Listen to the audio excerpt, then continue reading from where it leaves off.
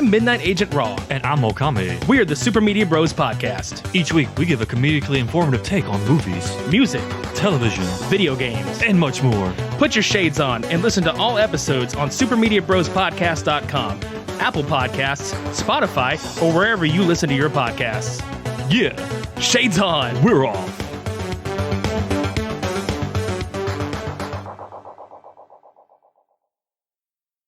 The PodAskew Podcast is a proud member of the Big Heads Media Podcast Network.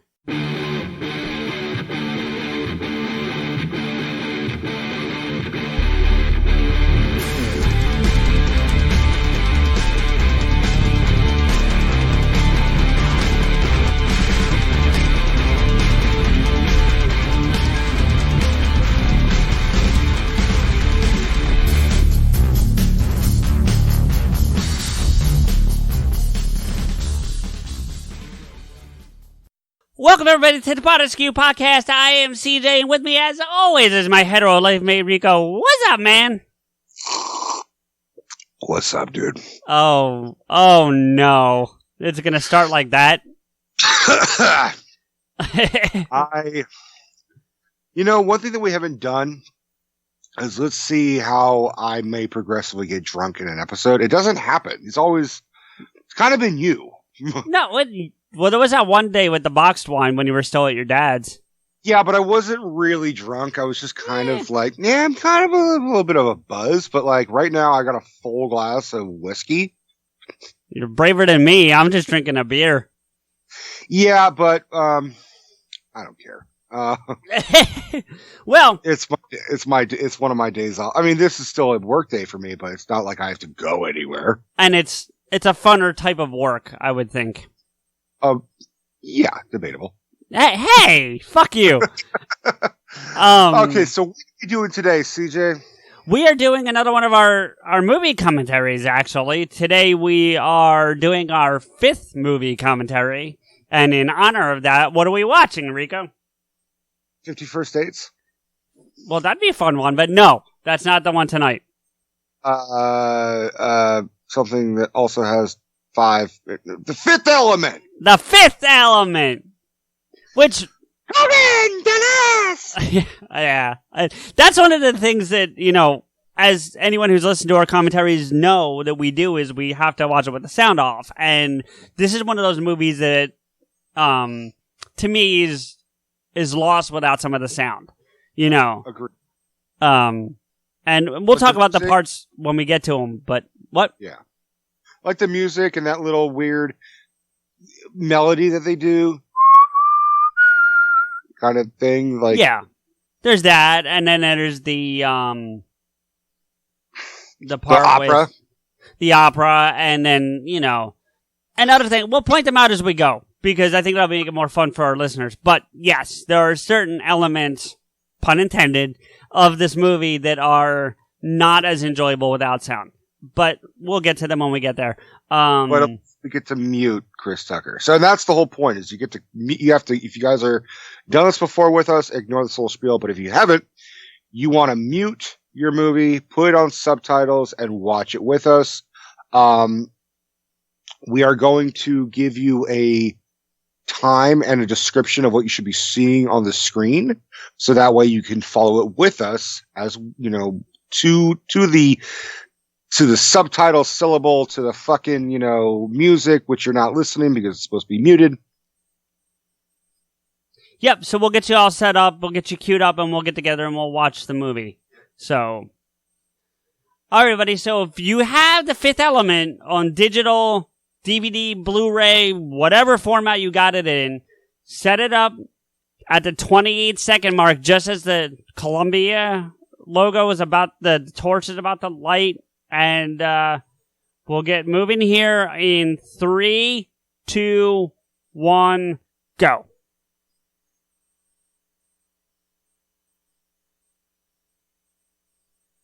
Okay, here we go.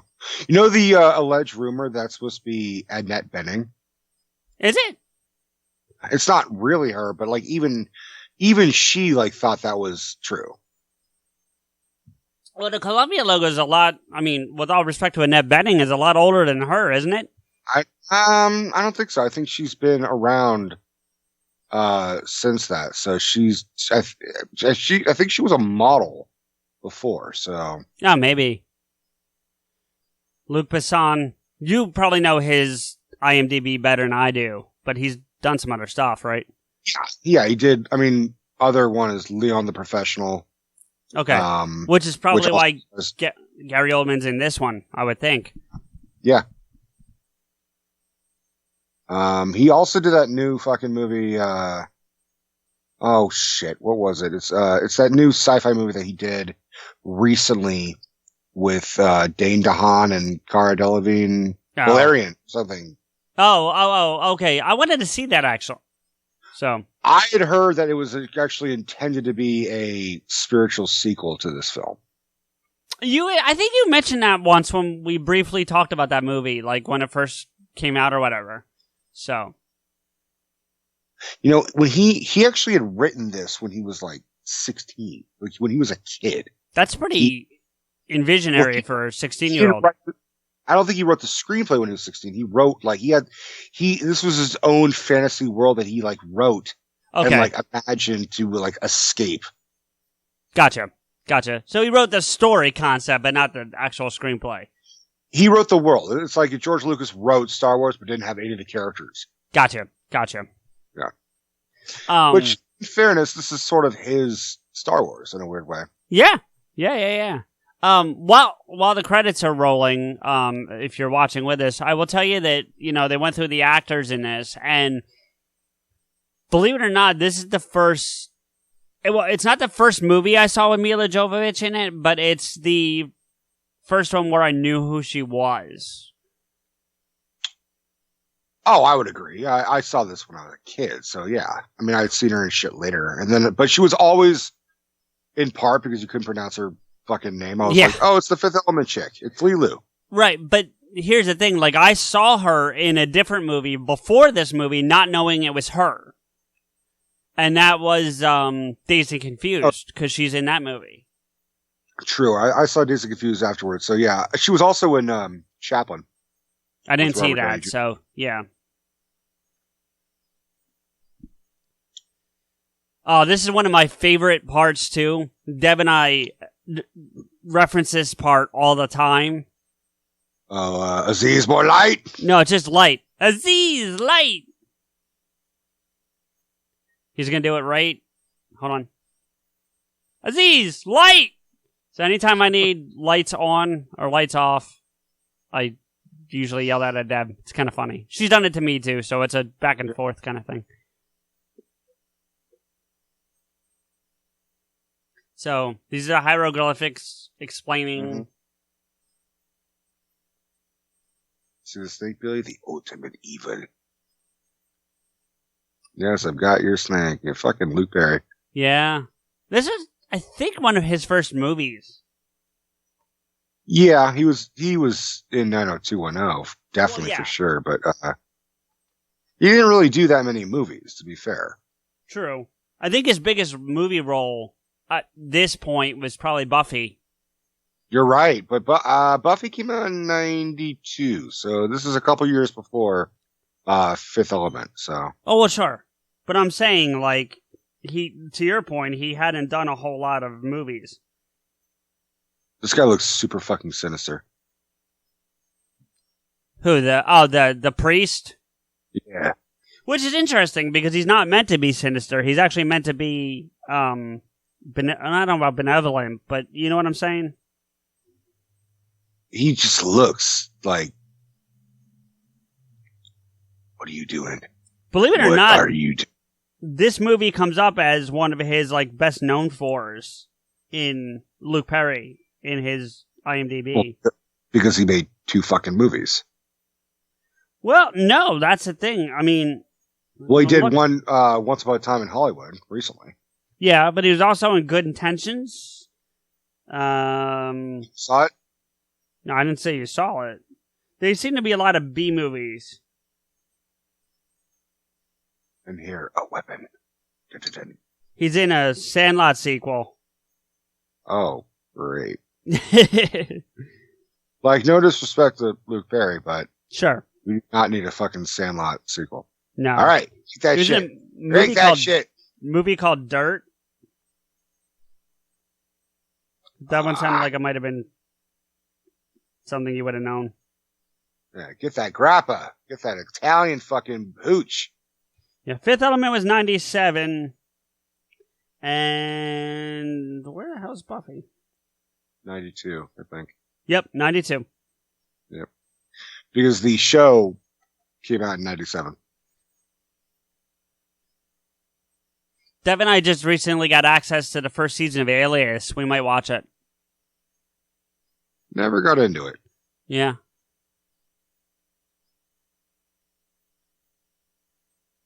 Aziz, light! Yeah. Thank you, Aziz.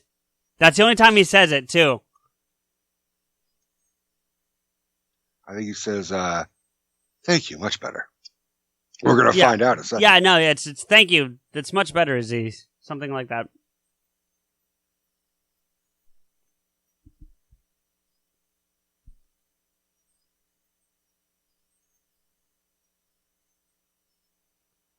It's divine light? What is divine light?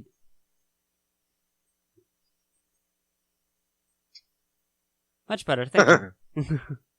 And he's like, what? I want to know what happened to Aziz. Like, what's Aziz's, movie career after this? The actor? Yeah. I don't know. The Sixth Element? The Sixth Element. That's fucking terrible.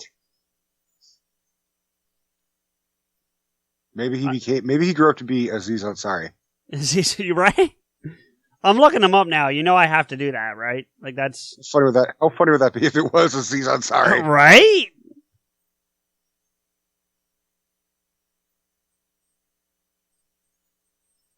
Yeah, draw that shit. There's a lot of really known, well, at least I feel like semi-known, at least, character actors in this movie. There's some thespians, like Ian Holm is a fucking thespian, for sure. Which one's Ian Holm? Vito Cornelius. Oh, okay, yeah. I mean, that dude is famous from, like, this Hello. Yeah. I was thinking about more like, the general. German. What? I love that line. Are you German? What the fuck? Yeah, right? Do you think he's German? Does he look German to you? I've served us well. I can't find Aziz. Look, go towards the light. Go towards the light. Oh, that's fucking terrible. Damn. Looking through this IMDb list, looking for Aziz, there's another sound thing that we're going to miss out on, unfortunately, from having to watch it the way we have to watch it, but that's Corbin's mother. Who the fuck was Corbin's mother? It's some woman, but the fact that she calls and she's like, I'm better off dead without, I should be on the vacation, blah, blah, blah. It's that thing. Like, that just, it's so funny. I love how this is still, like, not at all, like, filthy. Like, there's no... I mean, it looks dirty, but it does not, like... It's cleaner than it should fucking be. Yeah, probably. There's, like, no spider webs. I mean, it's fucking Egypt. We saw, like, what Egyptian pyramids look like in Indiana Jones. This is, like, immaculately fucking clean. Yeah. Oh, look. There's a little bit of spider web right there, particularly on the stones, but... Where the come on, that is some particular spiders. We watch a lot of movies where there's like stones of being and power. Yeah, right.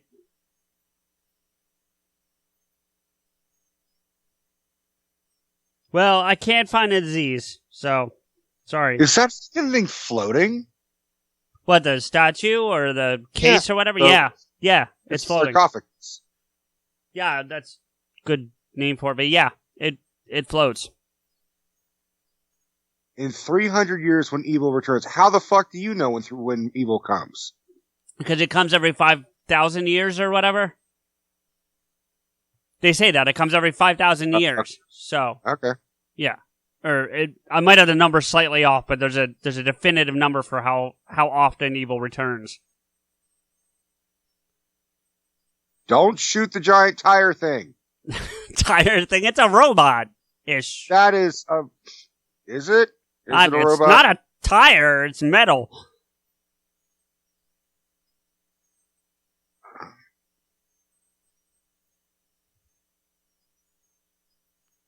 Please put the gun down. Billy's not. Oh shit!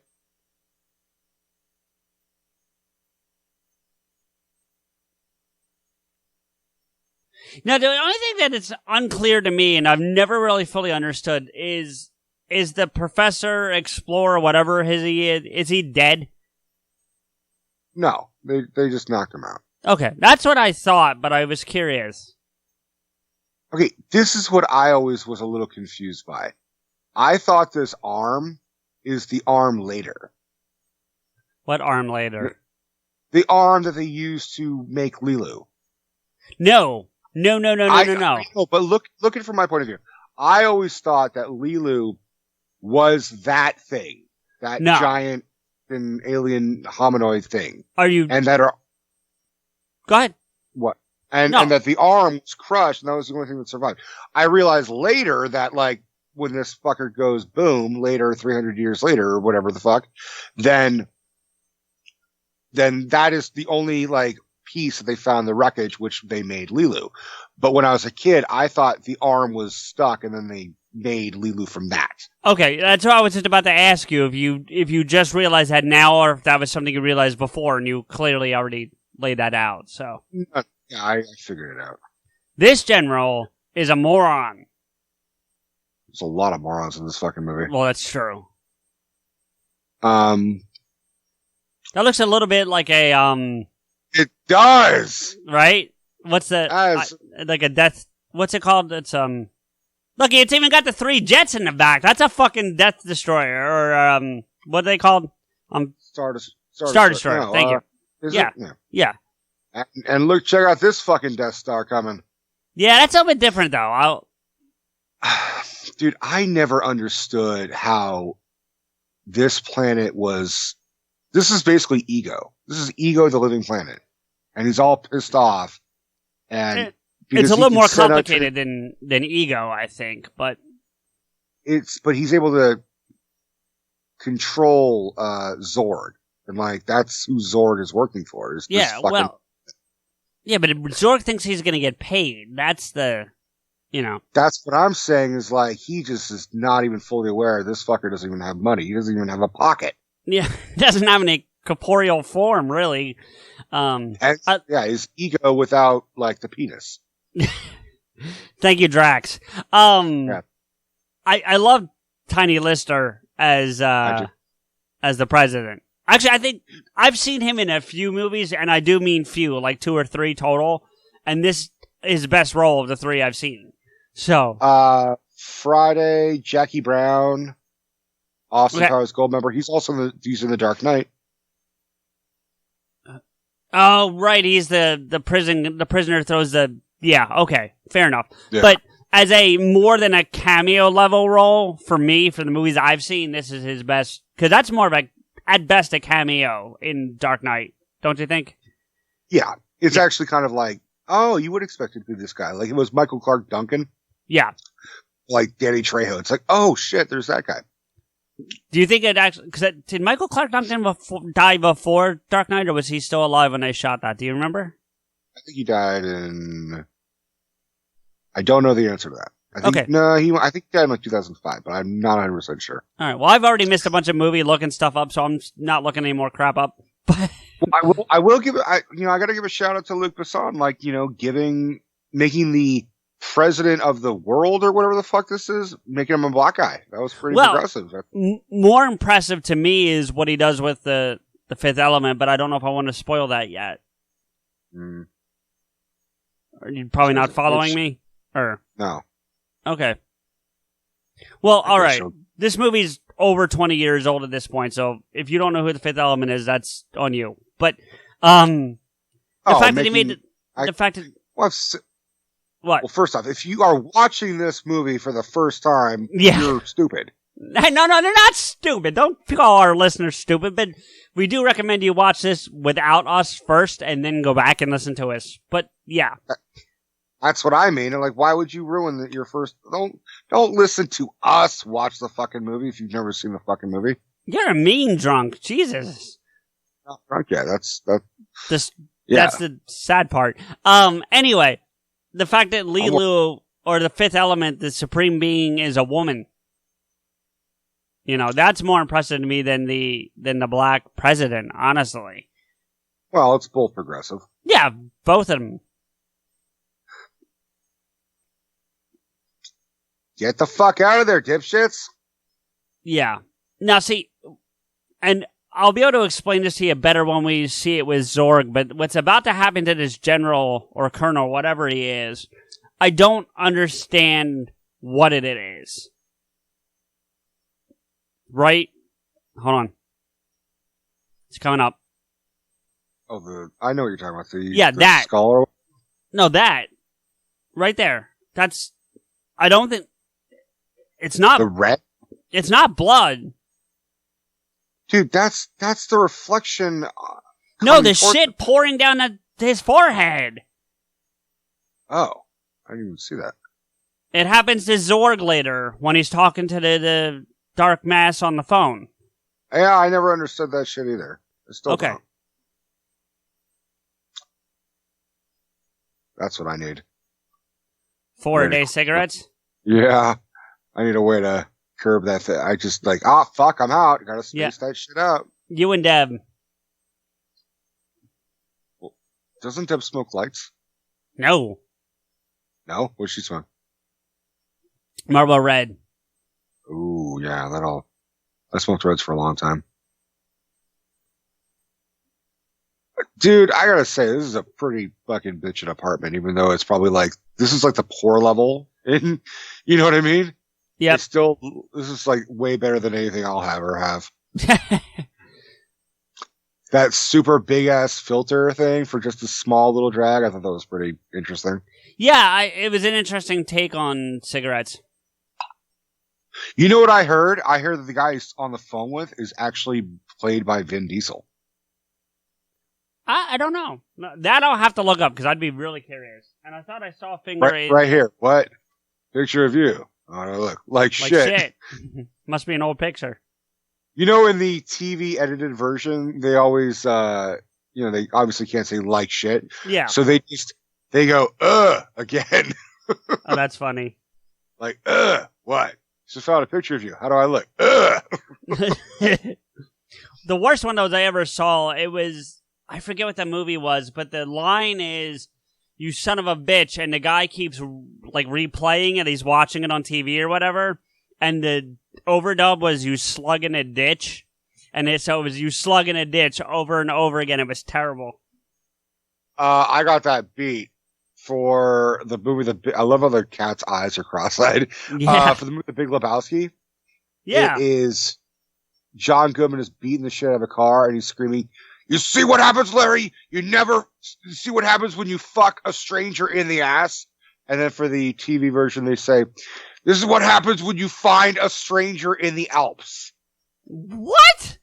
Oh, I love this guy. I love this guy. Might be one of my favorite parts of the whole fucking movie. Again, another reason why the sound, because the way this guy delivers his lines is so crazy. So good. Now give me the cash!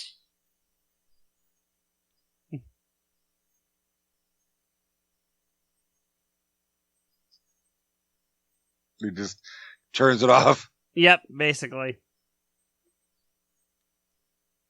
Let me take that for you. He just has this giant whole stack of shit. Yep, all these different guns.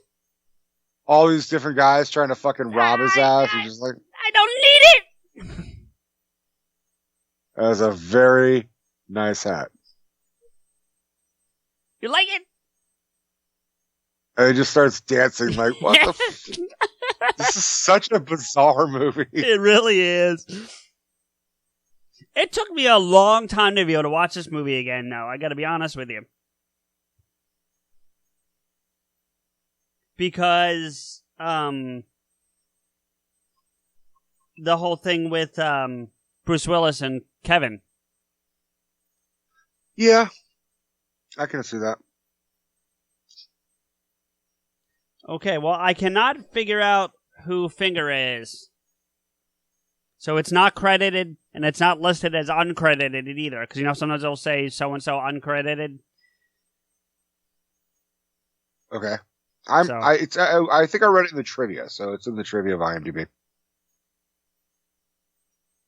You can also just kind of recognize, I mean, obviously we can't hear it, but like, I have pretty distinct memory of it being Vin Diesel. See, I'm not sure that it is, though. It says there's no official source that confirms who it is, but there's theories that it's, Just type in Vin Diesel Fifth Element, see what comes up. That is some fucking Ark of the Covenant kind of drawing right there. Yeah, totally.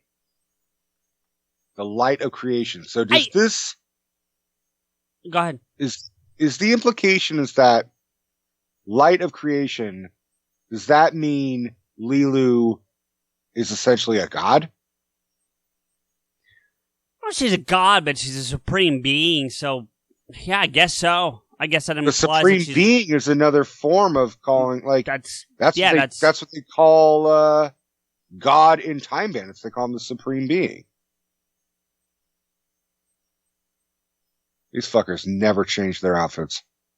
They're not outfits. I think that's what they are. I think that's their being. I'm making a fucking joke, dude. Well, it's a bad joke. I like how they have like green lights and red lights, even out in space. Stop lights in years space. Yeah. Shut God, you are one ugly motherfuckers. Mangalores, yeah. The one Mangalore later, when they go to the airport, I've seen that actor in a bunch of other stuff. He's some character actor. I don't know who he is, but I've seen him in a bunch of stuff. The bug-eyed dude? Yeah. Yeah. I've seen him in shit. Wow. These are essentially the fucking pig guards in Jabba the Hutt's palace, just with ships. No, I don't... Yeah, maybe. We are lost. We are fucked.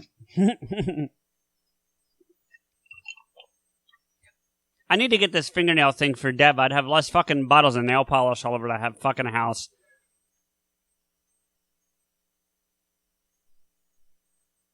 You know, I heard Gary Oldman, like, he did this as a favor to Luc Besson. Right. But he does not like this movie. Well, neither does Chris Tucker. Chris Tucker doesn't like this movie? Oh, no. He fucking hates that he did this movie. Really? Yeah. He's so revered in it, though, like... Yeah, I know. But that's one of the reasons why there's never been a sequel to this, because, like, an official sequel, because they wanted Ruby Rod to reprise the role, and I guess Besson only wanted Chris Tucker to play him, and he's like, no. Get fucking Omar Epps. That's what they did last time, Friday.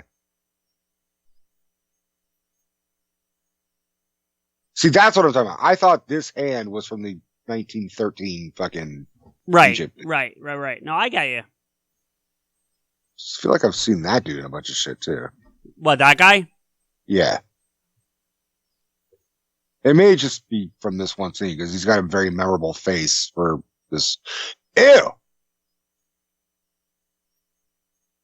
Yeah, that black lighting crazy look.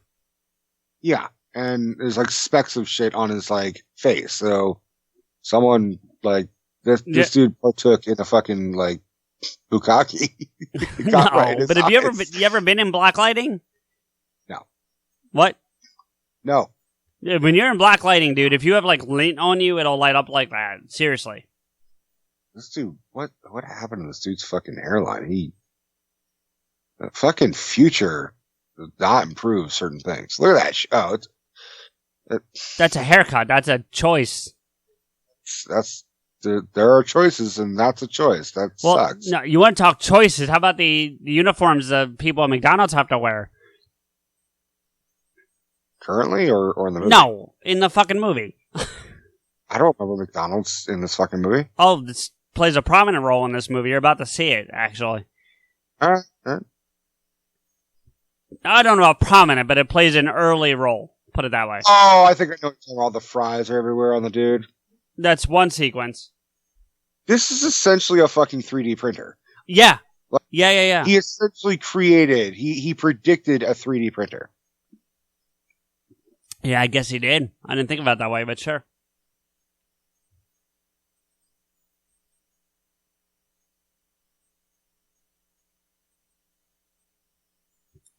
I also think that... What? I was just going to say, that's pretty intricate of how they did fucking, like, muscle tissue. That's what that's supposed to be, yeah. But some of this is medically accurate, too. Like, what he's about to say about bombarding it with UV light... Yeah, here we go. The last phase, the cells are bombarded with atoms, which forces the body to react, growing skin. Like, that's... In evolutionary theory, that's why we have skin, you know. So we're about to see nipples too. This is one of the rare PG-13 movies you see nipples. You know, it's not like full on, but you can see them if you were looking. No, they're pretty obvious. There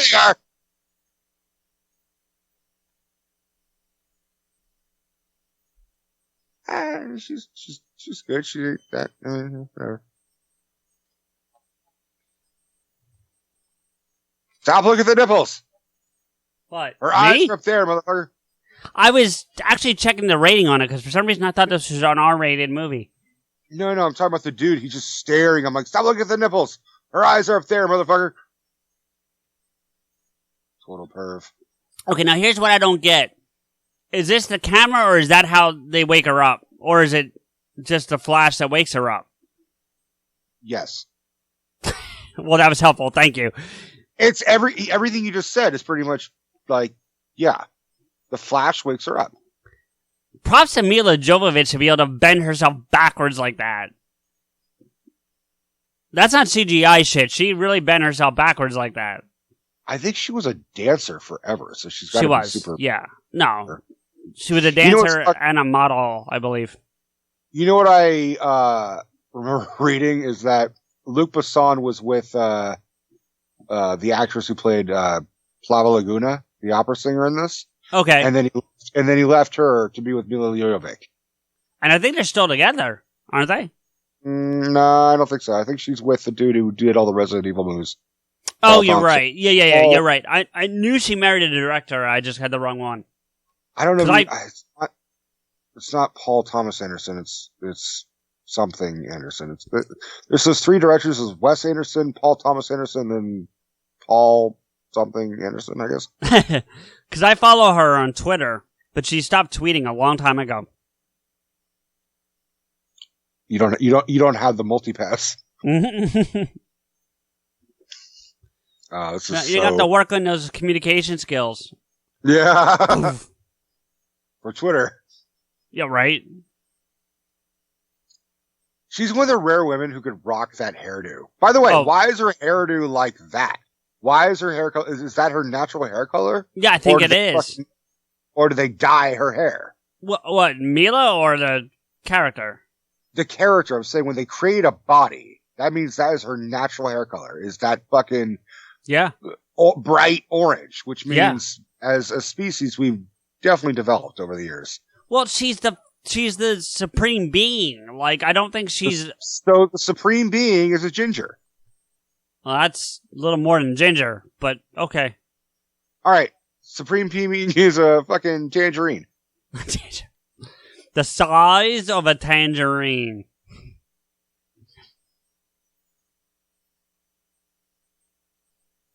God, Christ. We've improved with armor over the years, but nope. I think these are really shitty police uniforms. They've got to be very difficult to navigate in. That's what I'm saying. I think 300 years later, you think we have gotten lighter and and more fluid, not fucking clump. They look like reject stormtroopers or reject Judge Dredd's. Yeah. They look like this was like a direct-to-DVD Judge Dredd movie. They just said, "Here, we got the extra costumes." Yep. That is a great look right there, where she is just like, terrified. It's not like, to me, it's always been like, oh my God, look at how humanity has just like become the cesspool. Well, see, it's implied to me that when she was in the temple before they took her out, she was somehow cognitive of what was going on in the world around her, even though she wasn't out in it. She hasn't been there for 300 years. So, So she's missed. And society is, expanded. And I love that part. Like, you have nowhere to go. And she's like, fuck off. And then walks away. Yeah, basically. I wonder how she got so dirty, though. Like, she gets, like, super fucking dirty. I'm not saying she's wearing tape. Like, no, but I'm look at her palms and stuff. That's what I mean. She's been crawling around in fucking duct tape and shit, dude. She was crawling around in duct tape? Yeah, she's crawling around and then she was like going through tubes and shit. Oh, you mean air ducts? Yeah, not duct tape. She's in duct tape and going through air ducts, but like her hands, that's a fucking error right there. Her hands were not that dirty a second ago. Well, that's what I mean. Yeah.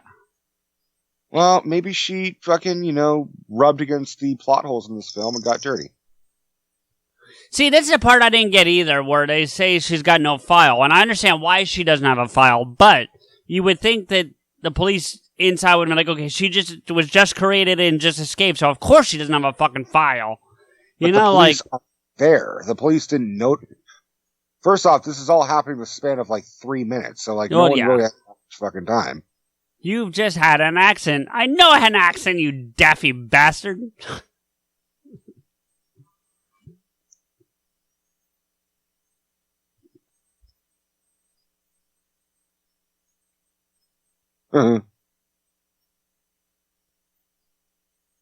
Dude, Vin Diesel's gonna be pissed at you.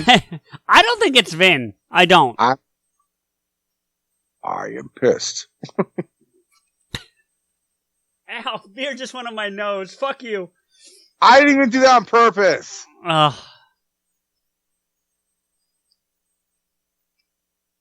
She's got a crazy laugh in this movie. That was a bad impression of her, but she's got a crazy laugh. She and Luc Besson basically invented this language.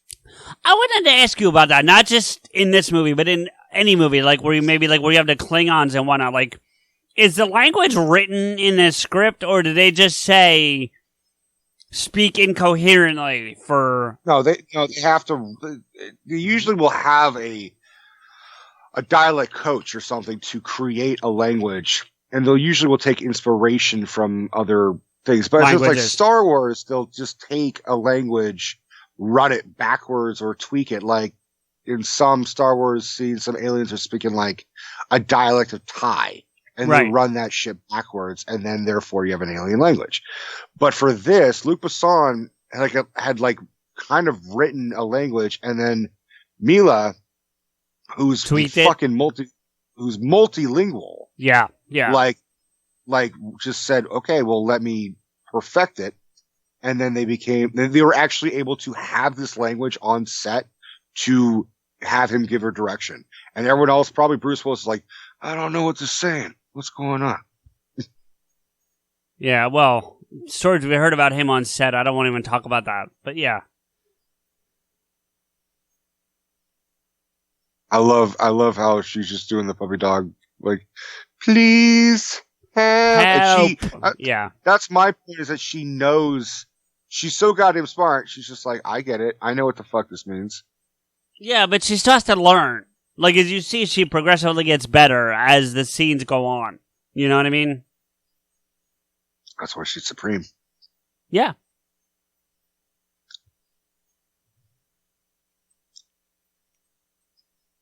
Because we obviously can't hear it, but if you when you're listening to this, she doesn't say it cleanly. It's not please help. It's like please help. Yeah. You know. Right. You're right.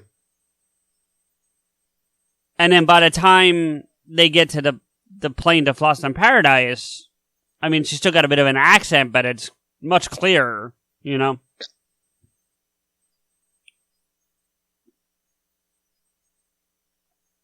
Where's your warrant, motherfucker? Yeah, I think it's a lot different 300 years from now. This is just what happens if Trump had a second term. Oh, not going there. Maybe not all orange people are the supreme beings. Oh, Jesus. Moving on. One point is, yeah, I know. And he rips out the computer. Or whatever. And she's like, ha, yay. Yeah. I love, he did ad-lib one line. Here's Hold the on. McDonald's. Yeah. About. And there's another sequence later, but yes, here's one. Now look at the uniforms. Looks more like a fucking uniform for, hello! Right, exactly. Well, it looks more like a fucking, like a slutty version of Wendy's. Yeah, I could see that. It's that red-ass hair. Ironically, Deb and I had Wendy's for dinner. Ironically enough, I might have Wendy's for dinner tonight. You know, here's the funny thing. Like, you would think 300 years from now they'd have better cups for the sodas. 300 years from now, I hope they just stop oversalting their fucking fries. Oh, I love McDonald's fries. Yeah, but it's always, I guess I always get them pretty late, and they're always just like the leftover ones I've been drying for fucking days. Right.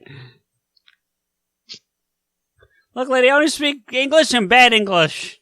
That is the ad-lib. That's my favorite ad-lib of this movie. Well, listen, let me ask you this about his character, right? Obviously, it's slightly different, and or not even slightly, but still, this is the closest thing to me to John McClane that he's done that's not a Die Hard movie. Like, it feels very John McClane in the future. I don't know. Maybe Look Who's Talking. No, you know what I mean, for real. Like, there's more McDonald's. This is Die Hard in space. Or Die Hard in the future. Because it starts on Earth. This is Earth. This is New York City. Yeah. New York City, Earth. Get your ass down. We did miss a line that I like too, where he goes,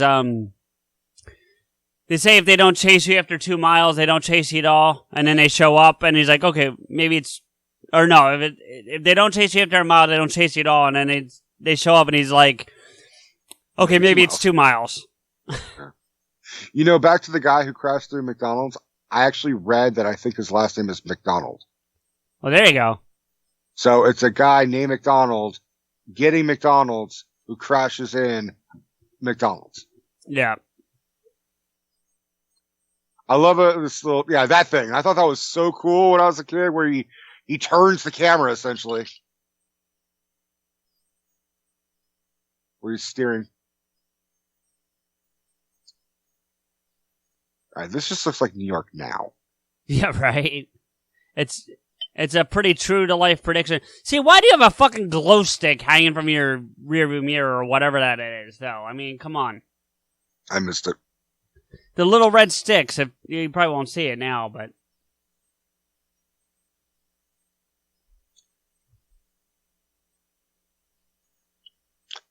God damn it, Bruce! You knocked her the fuck out. Hey, Rico, Deb just came over and showed me they actually have a thing on. Excuse me. You ever heard of Wish? Yeah. On Wish, they have a fucking Infinity Gauntlet, the Iron Man one from Endgame. Yeah, I've seen someone who has it, and it's actually like it doesn't fit your arm. Like it doesn't look like it's gonna fit. It's actually the size of the Infinity Gauntlet. Like it would look like it would fit on Thanos. I've seen someone have it. It's like 4 times the size that it should be. Yeah, it looked big, but it was still pretty funny. That's all. Get wrong fucking stones, dude. We're talking about the, Yeah. The element stones. Well, there's if you remember, I brought this movie up during our Aquaman commentary. I think I've only listened to the Aquaman addendum once or twice. You should still remember the fucking conversation. Fuck. You know how often we fucking talk to each other? Apparently too much. I love you, buddy. I really do. I love that we do this every week.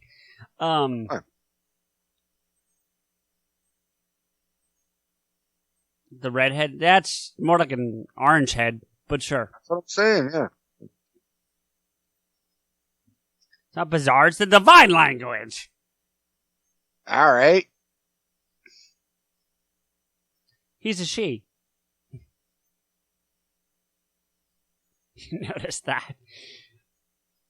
There's a lot of good banter in this movie, I think. Yeah.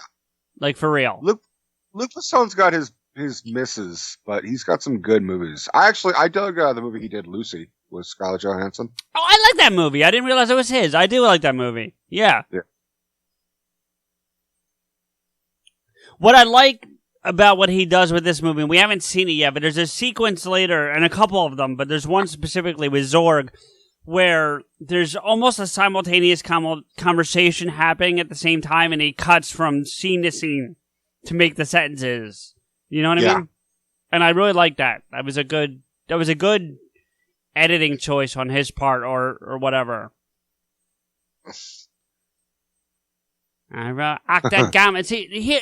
So we're sitting here watching this with the subtitles, and to our listeners, I don't know if yours are different than ours, but what I don't like about mine is I'm not getting Lilu's words. Are you?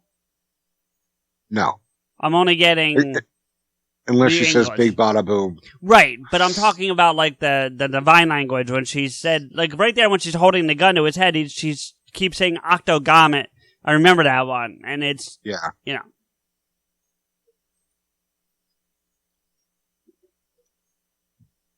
And like when she says her name, it's like 40 words, if you remember. I think they actually do give the name. I think we're going to find out in a second. Yeah. Yeah. There we go. Yep. What the? Oh, that's your name?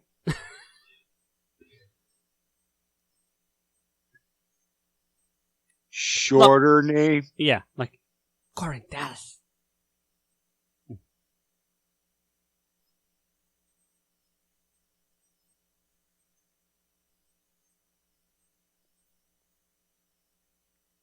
Speaking of Lilu, I'm going to be meeting the people from Lilu Multiprops in about 3 weeks.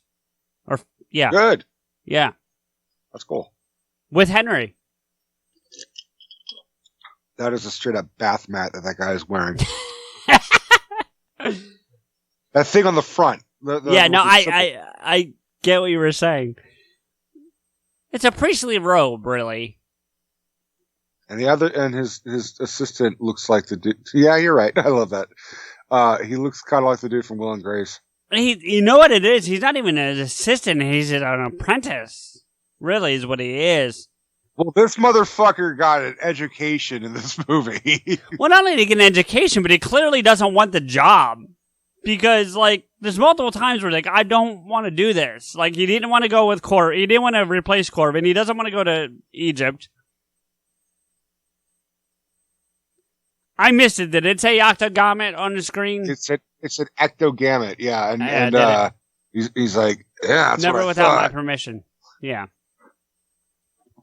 Fucking cross-eyed cat. Did we ever find out her name? The cat's name? No? Okay. Give that cat some tie.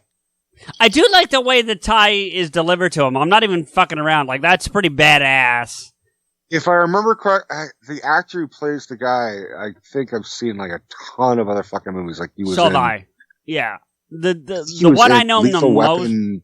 4. Yeah, that's the one I know him the most from, but he's been in a couple other stuff. Yeah. Why does he have a Brazil flag hanging back there? Like, is there a reason for that? I don't know. I'm just saying. Eh, And the other thing, look at the time. It's off screen now, but it's only 5:30 in the morning. why does he have a thing next to his bed that says Adolf? Oh shit! I never noticed that. What kind of fucking supreme being are we talking about here? Well, he's a blonde-haired, blue-eyed white guy, so I mean. Actually, no, he's got brown eyes, but whatever. Oh, this is one of my favorites, too. Chicken. Good.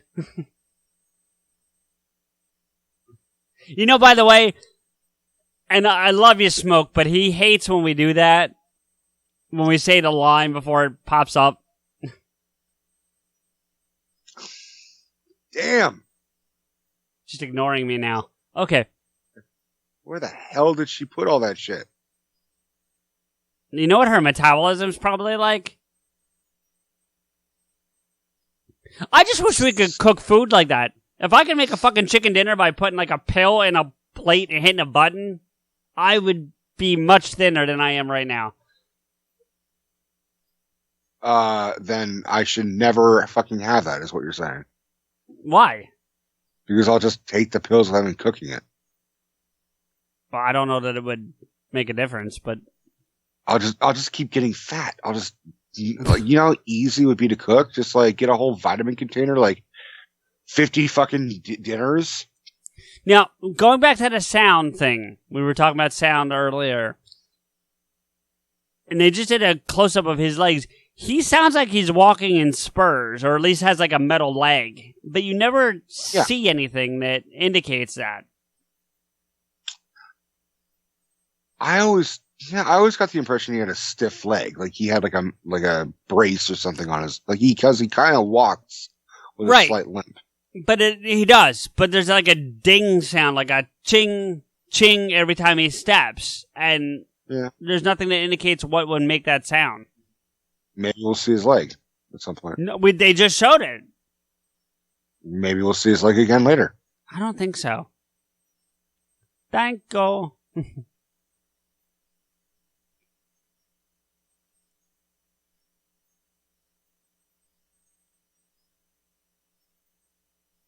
Yeah, they're cutting her lines out. She said thank you like 3 times now, and there's been nothing on the subtitles. Yeah.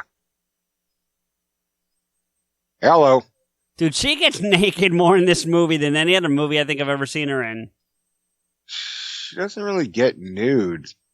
Well, actually, no. She's nude a lot in a lot of movies. I don't think about it. She's naked in Chaplin. She's naked in Resident Evil, really briefly. Like in the first one, yeah.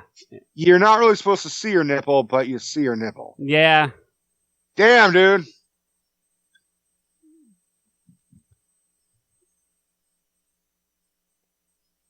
Yeah, you were better looking the other way. I'm not going to look it up, Rico, but I really wonder what the budget for this movie was, because there's a fuck ton of special effects. Especially in, like, what, 97 special effects? I mean, like... Pretty good. They hold up. I was going to say, this movie holds up pretty well. It really does. I love this gun. I'm not a gun person, but if I could buy a gun, I'd buy this gun. Yeah. Yeah. My favorite feature is the replay satellite part where you shoot one spot and go. I thought that was such a brilliant way of doing it. Can we briefly, while he's going through this dialogue and gun demonstration, the versatility of fucking Gary Oldman? Because he's ridiculously versatile. Like, the amount of stuff that he's in, and like so drastically different. Like, if you put this character, this version of Gary Oldman next to Commissioner Gordon from the Nolan trilogy, it's fucking night and day. Seriously. I mean, the appeal of Gary Oldman is that every role he does, to some capacity, is overacting. But they're all very different. When he played Dracula, it was Gary Oldman overacting as Dracula. But when Gary Oldman's in this, it's Gary Oldman doing like a Southern Bugs Bunny, but he's still overacting. I don't know about That's what Bugs he Bunny, based but no, he based it on Bugs Bunny. really? Yeah. Like, this is the part I was talking about earlier, not to change subjects, about the cross conversation. Like, she's talking to the priest about the case, he's talking to Acknott, like there's, you know.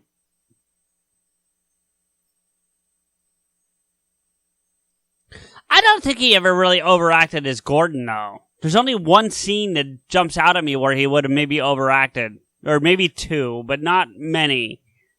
You're right. That is really his most reserved role. But like Gary Oldman in the 80s and 90s was overacting the fuck. Like, I mean, this is a great example. And also Leon when he's the professional, right? The cop. Yeah, he yells everyone. Like that is just pure Gary Oldman. Because I was thinking about because in Dark Knight or the Dark Knight trilogy, it's most of his overacting, if you will, takes place in The Dark Knight Rises. I mean, I don't know if he's overacting. I think he's just acting. But I mean, oh yeah, okay. I'm not saying it is overacting, but if anything that could be pointed out as overacting only takes place in that one. It's not in the first two. This is kind of the point I'm making. Oh, I do love that line that just passed by. It was like, not one, not two, but three or four. What the hell am I supposed to do with an empty case? Oh, I love that line. Yeah, that's a good line. He might overact, but it's not ridiculous. Do you know what I'm saying? Like it's still tolerable. Dude, I loved him as Beethoven. When did he play Beethoven? In a movie called Immortal Beloved. Oh, I didn't see that. I never heard of it actually. It's like the Beethoven version of Amadeus. Okay, any good? Very good. Okay, because I love Amadeus. That's why I was asking. It's not as good as Amadeus, but it's, Gary Oldman with the fucked up Beethoven hair. Right. Let's go back to the cigarettes for a brief second. Do you think, with the way they're designed, that that's all filter, or do you think that's just a color thing? It's all filter, except for it's. My opinion is that it's everyone trying to quit smoking. Okay. And wow. So you get good. Yeah. It's actually a good makeup job. So you get like 3 drags off it and then you're done. Yeah. I mean, not to mention you're down to like 4. So you get like 12 drags as opposed to 20 cigarettes, which is... That's Bruce Willis. We don't know what... Zork could have a whole fucking pack for all we know. Well, then cigarettes just suck 300 years from now. Yeah. It's just here's your one drag. Enjoy. That'll be $9,000. See, he's limping. He's got something wrong with his fucking leg. You know what? No, he definitely has something wrong with his leg. What I don't understand is where the sound comes from. I'm not disputing the leg injury or disability or whatever it is, but what I don't understand is where the sound comes from, the ching sound. I always envisioned it as like, you know how some broken legs have like a metal bottom? Some broken legs? Like some metal legs. Like you mean like a prosthetic? Yeah, like they all have like a metal bottom. Yeah. That. Okay. Well, you know what? It's funny. We were talking about his roles in overacting. There's another one that Deb she heard us talking about and kind of wrote down on a thing for me where he didn't overact that much. And she's right. There's another one that I just thought of. Now, it's, to your point, post-90s, because you said most of it's like late 80s, early 90s. Can I guess what you're alluding to? Please. Sirius Black. Yeah, it's exactly what she said. Yeah. Yeah. Well, let me put it this way. Gary Oldman as Sirius Black in Prisoner of Azkaban is typical Gary Oldman. Okay. And then Gary Oldman, Sirius Black in 4 and 5 is more reserved. Because he's playing an escaped fucking convict. He's like, sure. 12 years I've waited for in Azkaban. Like he's emotional. Okay, I But- mean that's a good point. I'd have to go back and watch Azkaban. I'd have to watch them all. It's been a while since I've seen them. We should do that. Deb and I really enjoy spending that time together watching those movies. We need to finish watching Grindelwald. We have the second one on our DVR. We just haven't watched it yet. My least favorite. I know it's your least favorite. I'm not saying it's going to be some great movie, but we would like to watch it just to complete the circle, if you will. Well, we haven't completed the circle. They have to make 3 fucking more after the Crimes of Grindelwald. Well, yeah. This guy's so I mean, look, if I was choking, I could still find the fucking right button. Well, what I don't understand is his tuxedo. Did you see the tuxedo shirts? They're like flat out like 1970s, and it's like 300 years from 20 years ago. Like, what the fuck? More like, what the fuck? What is this? The fucking Flintstones? Where he's Yeah, got right? a fucking animal apparatus thing? Yeah, I'd like to say this is the most ridiculous scene in the movie, but I'm not sure that that's an accurate statement. Yeah, this is the most ridiculous scene in the movie before Chris Tucker shows up. Okay, I'll give you that. That's fair. Yeah, he just gave that weird elephant gremlin thing a money shot. You saved my life, and in return, I'll spare yours. For now. Yeah, I'm not sure what the weird like Southern accent's about. I mean, I'm not saying he can't be Southern, but it seems like a weird choice. It's cartoony. He's trying to go for a cartoony type of villain. Right. Well, that's fair. Like Yosemite Sam type of shit. Yeah. Well, yeah. That fucking, his shirt looks like, it looks like, oh shit, I'm drunk. I'm blanking on fucking. Are you really drunk? It's one fucking drink. Did you see how big that drink was? It was, it was like, Christ, Rigo. It was like a quarter of a bottle. That's not a quarter of a bottle. It was, dude. Or, yeah. What you didn't see was I had like half of it out in the fucking kitchen. All right. Well, anyway. Sober up, fuck, because we got a long way to go yet. At least half.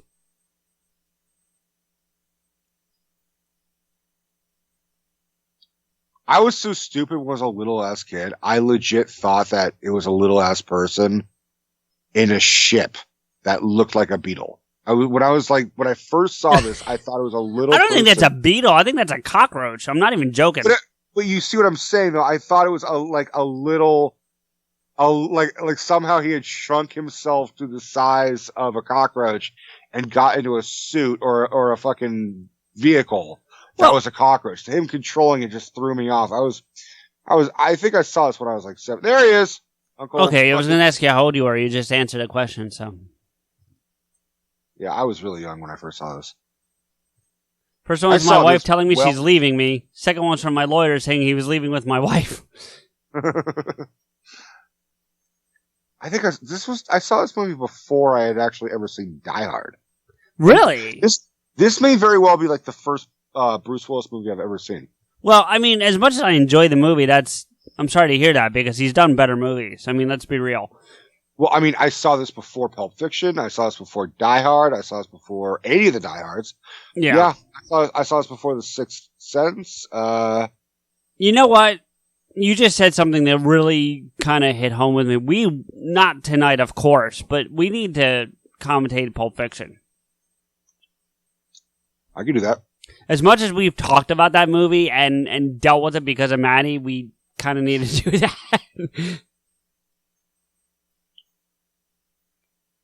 This is where he's talking to his mom. This is the kind of point I was talking about. Like, I genuinely don't mean to offend anybody, so if anyone is offended with what I'm about to say, but she's that stereotypical TV movie Jewish mother. I'm not saying that's how they all are, but that's how they are in movies and TV when they're meant to be exaggerated. You know what I mean? I don't know if yes, I do agree with you, but I think she's a typical New Yorker.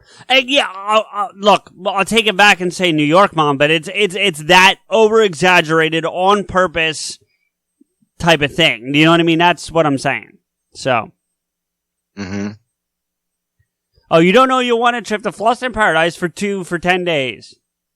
Mm-hmm. By the way, his mom's living on the moon. Did you notice that?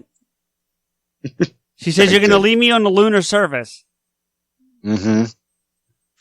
If they ever did a spin-off of her, it'd be called Mom on the Moon. Well, you know what? Did you watch The Big Bang Theory? Were you a frequent watcher of that show? No. Okay. I do like how they kept the same fucking Cinnabon hairdo that Princess Leia has in the background. I think that's on purpose. But what I don't get is, see the thing hanging right there? That's circa 1992. Like, really? Why would he have that hanging in his apartment? What are you talking about? That little moon circly glittery thing that's kind of in the foreground. It's like kind of right there. Maybe he's retro. Maybe that, like, you know. What is he, Sandra Bullock in fucking Demolition Man? Exactly.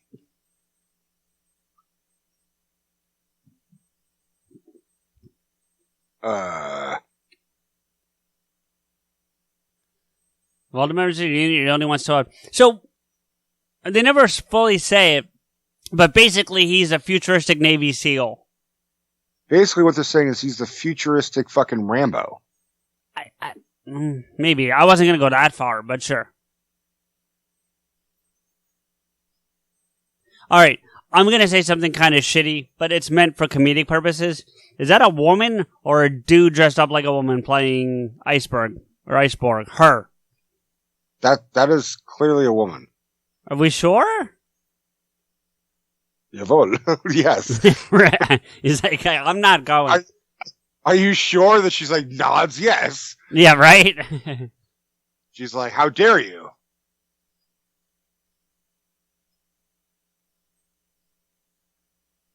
It's kind of a shitty thing for her to just take off the fucking, like, name tag.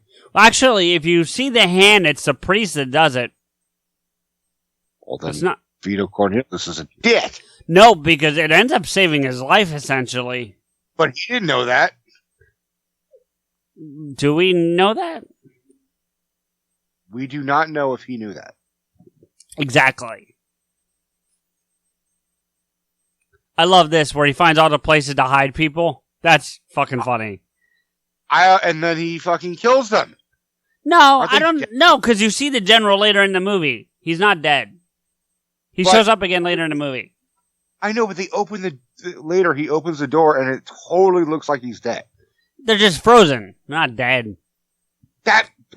Okay, look, I hate to fucking break this to you, but if you are frozen, you're usually fucking dead. Okay, that's the realism in this movie you want to fucking argue about? Like, for real, dude. Yes.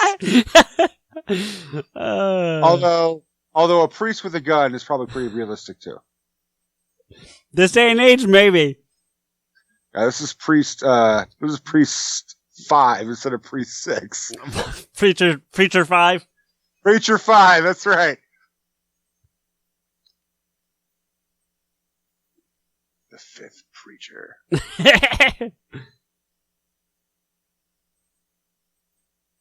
You clearly can tell he's never used a gun before. Yeah. He's like aiming it right at the fucking supreme being. The police in this movie are very Gestapo-like. And I don't mean that as a Nazi reference, but just very, like, not only military, but very, like, do what we say or you're gonna regret it kind of thing. Yeah, you have to put your hands up against the wall, like, otherwise you're gonna get fucking shot. I mean, maybe there was something. Maybe there's a book about Adolf next to Corbin Dallas's bed. Maybe, like, that's what I'm saying. Maybe some shit went down.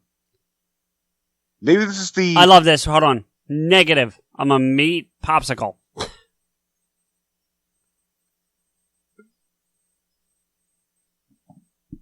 Now, here's the thing. Check this out. This guy, right? Look at his face. It's important. Right. But this guy is the same actor that plays the Mandalorian at the airport. Not a Mandalorian. Yeah. A Mandalorian is Boba Fett. Well, whatever fucking Aknon his people are.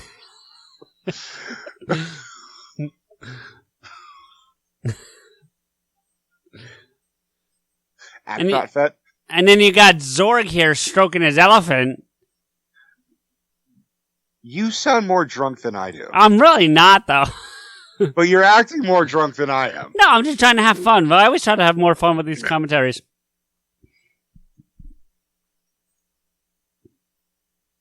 These guys are like... What are these called again then?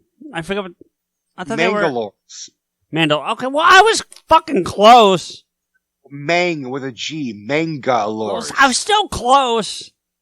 Yeah, with the M-A-N. Hmm. He's got some veiny-ass fucking hands there. It's a wet lily loo. A what? A wet Lilu. I heard a wet lily loo.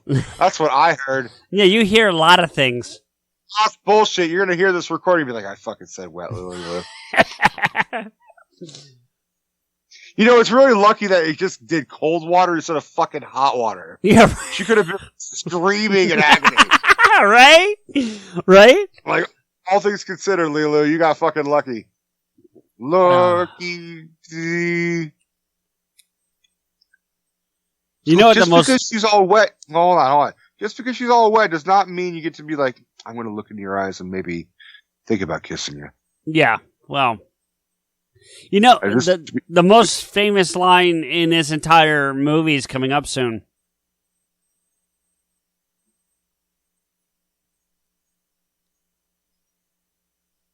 Not in this sequence, but soon. Oh, okay. Well, At the airport. Do I really need to say it? Multi-pass. Thank you. Welcome. See, I don't mind saying it. I'm a whore for my own attention. You are. I gotta say, I love the look of surprise that Bruce Willis. Yeah. He just, and the sound he makes is, oh! But he has to see that motherfucker is dead. I don't care what anyone He's says. not dead. Eyes are open and he's not moving. And then Bruce is just like, all right, well, fuck you then. Just shuts the fridge even more. If you think he's dead, then Han should have been dead in the carbonite. That's all I'm saying. Okay, well, Han should have been dead in the fucking carbonite, but definitely chubby Princess Leia in the background was definitely fucking dead. Chubby Princess Leia? Yeah, Princess lay me down to sleep. Oh my god. You are drunk. I'm a little drunk. David is in great shape. He'll protect you. Yeah, fuck off, he will. Right? This bitch is a Swiss Army knife with legs. Are you kidding me? I like that vest or jacket or whatever. I'd wear that. What that uniform she's got. The fuck? You know what Lilo looks like? She looks like a pissed off Raggedy Ann doll. A little bit. Thank you. Mr. Dallas? Corbin Dallas? Yeah, good. I'm not complaining, but I was like, why are they making this weird, like, we're going to have the titties just kind of hanging out a little bit? Like, dude, it's all over the place in McDonald's. Women, I mean... Orange dick and balls over his fucking shoulder to his left. That's not a dick and balls. That is a weird fucking, balloon. See, look, it's the same dude. It's the same dude. But because that guy got arrested, so they took his form because he was an easy target because he's in jail. They're not going to cast this bug-eyed dude and then have him be super memorable and not have him fucking we think we're just going to forget him. Yeah. All right, Vito, you are drunk. I don't even think it's alcohol. I think he's drinking soda. Like you want some more? It could be soda. Well, if that's the case, why is this dude fucking pounding that shit? Yeah, I don't know. It's fucking sacrament wine. With a little bit of twist. You want some more? I love that. I love the way the robot. You want some more? Yeah, it's a bad robotic voice. Oh no! I know, or the fuck you. I don't want to go to Egypt. Well, yeah, that's too bad because you got a pyramid on your fucking head. This woman's oddly attractive. Woman is Sinead O'Connor, as far as I'm concerned. She's very attractive.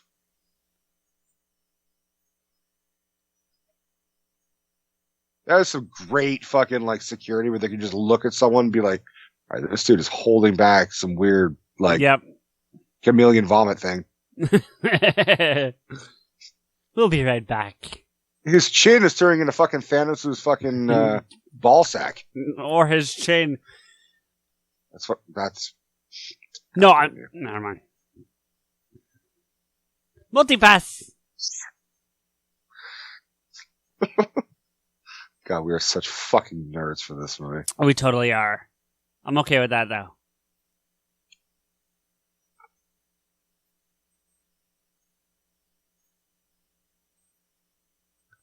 They legit fucked these cops up, though. And they just dove into trash. Well, I think there was like a tube or tunnel or something. I don't remember if they ever fully explained where they went. They don't. Now, the sequence coming up with the power cell for the ship is a little excessive, maybe? Unneeded? Yeah. Here we go. Colin! Dennis!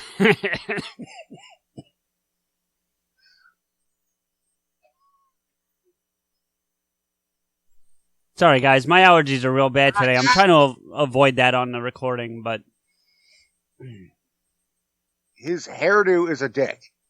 It changes from, like, scene to scene, though. Well, not scene to scene, but, like when the next time you see him, it's completely different. Yeah, that's a different scene. So scene to scene. You were correct. Well, no, because he keeps that hair for the rest of the movie. That's what I mean. When he goes to the... So it doesn't change at all. Well, no, it changes from this to another hairstyle, and then it stays, is what I'm saying.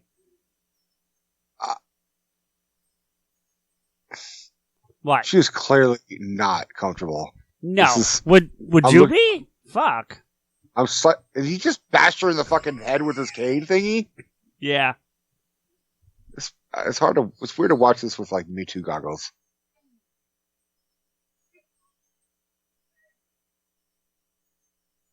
Although I gotta say the all night long part that's coming out. Yeah. All night long. That was actually pretty good. There we go. That's just basically him doing a Michael Jackson impression. Because this came out long before it. I feel like his character in Rush Hour is a toned down version of this guy.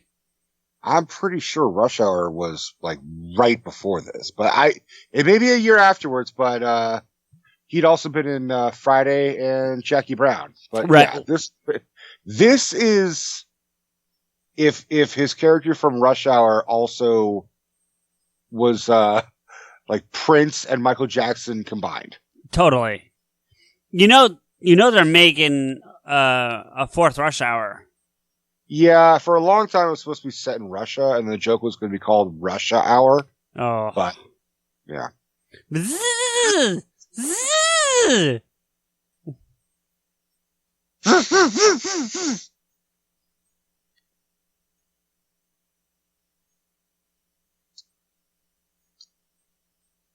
What's that fucking video game character that, like, it starts with a Q, and it's like you have to hop on ledges and shit? Like Qbert? Qbert. His hairdo is fucking Qbert. It's Qbert's nose, but that's all it is. That's it. Okay, but yeah, still, he's got Qbert's nose for a fucking hair. And then come here to play Pumbaa on the radio. So tomorrow, 5 to 7, you give yourself a hand. Green? Silver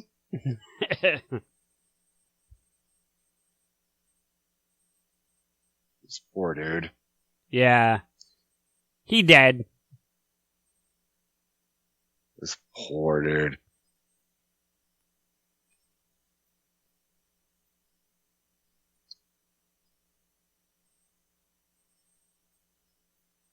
He always reminds me of someone I can never really fully place.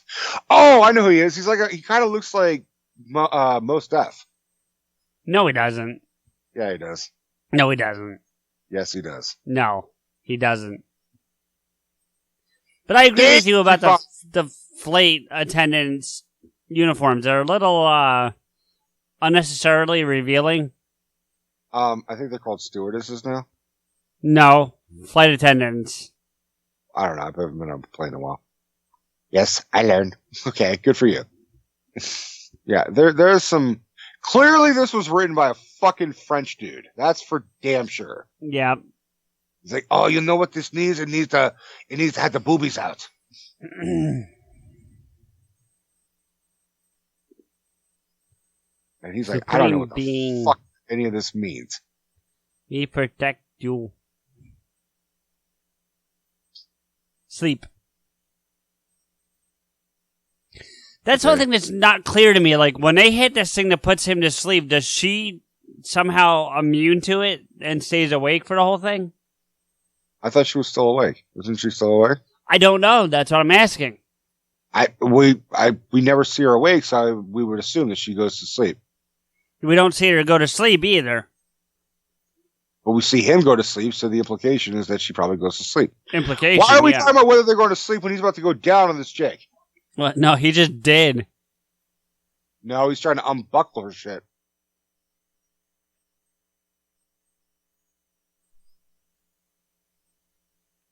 Need some heat. This whole thing is not necessary. This whole scene, this giant glow stick scene is not necessary. Well, the parasite part is kind of necessary because it helps with the sequence once they get to floss them, but yeah. And all those were those like fucking like jiggly like dog and cat toys that would like shake and vibrate. That's all that was. They're totally getting high though, right? We agree on that. Like it's weed, but they're totally getting high, right?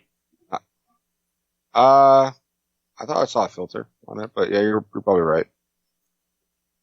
Not as high as she's getting. Although he's certainly going down low. See, this is the part I don't get either. Like, he says, have you taken off already? And he goes, I'm not on a plane. How would he call from the plane if everyone gets put to sleep? Well, maybe they okay. You're right. Thank you. I was going to say maybe, like, cell phones could be, you know... I didn't like the fact that, like, they forced him to go to sleep. They just said, boom, you're asleep. Fuck you. They force everybody to go to sleep. You see them going through and hitting all the buttons. I know, and it's like, it's like, hey, I gotta go to the bathroom. Too bad! Shit your pants! Right, and what happens to Ruby? He's still awake. He gets VIP. Clearly, he gets VIP. Yeah, right? P being the key word. Those are so fucking fake, by the way. Those fake legs. Yep. Disappointed.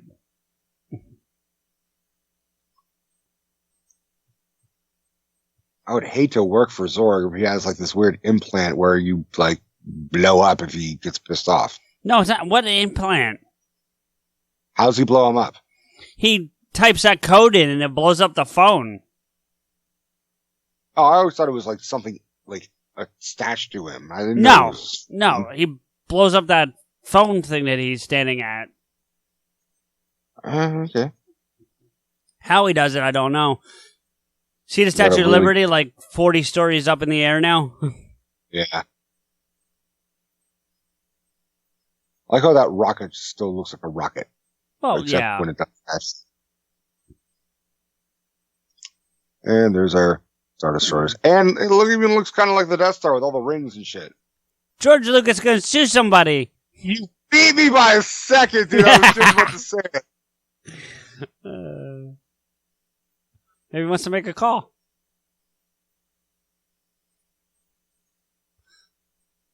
Who knew?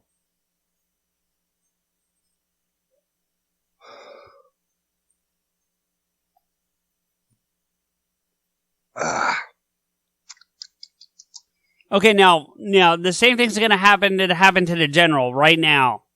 So keep an eye on this. Yeah, the weird, like, black viscous fucking blood fluid thingy. Right, but there's no injury to his head, so where's it coming from? And it's too thick to be blood as far as I'm concerned. I always envisioned it as sweat. Brown sweat? He's a fucking... This is 300 years in the future. For all we know, he's not even human. Right, but he does the same thing to the general earlier on, the one that keeps shooting the missiles at the planet or whatever it is. Alright, so when you're in direct contact with evil, you start to fucking, have like the Dave DeVito's penguin drool leak down your fucking forehead. More likely when you're pissing off evil. See, that's straight up chocolate syrup. That is straight up Hershey's. well, maybe in real life, but I'm talking about from the movie. No, I'm just going to say he is leaking Hershey's syrup.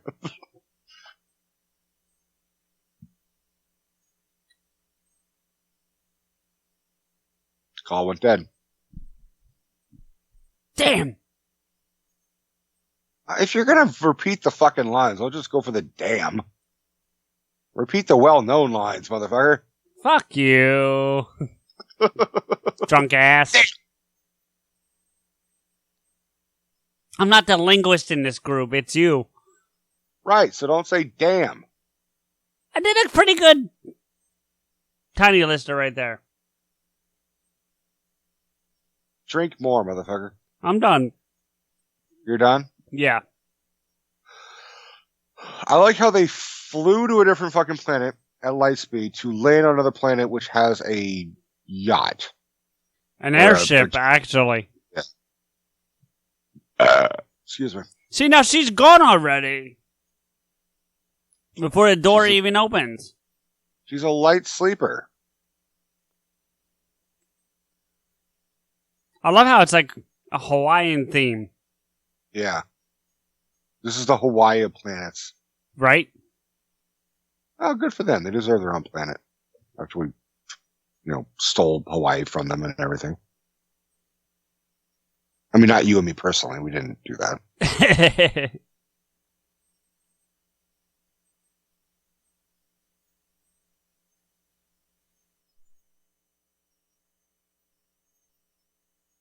Huh? Wow. I gotta say, Bruce Willis looks kind of good as a blonde. Yeah, the thing I didn't get though was he's not carrying that jacket, and then suddenly he's got it on. So, like, where did it come from? Maybe they gave it to him. No, because he had it at the boarding area. He had it. Okay, right here. So was Vito Cornelius just not going to know if they landed and then just be like stuck in there the whole entire time? And I think that was more of just like, oh shit, you caught me. So he said something witty. Honestly.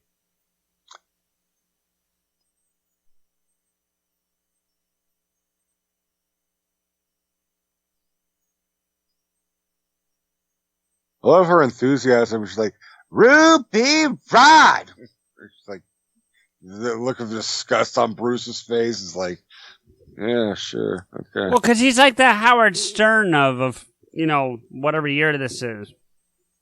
Ruby Rod is? Yeah. No, he's the prince of this year. But he's a radio DJ. Yeah, but he's also a singer. No, he's not. Why is he always singing?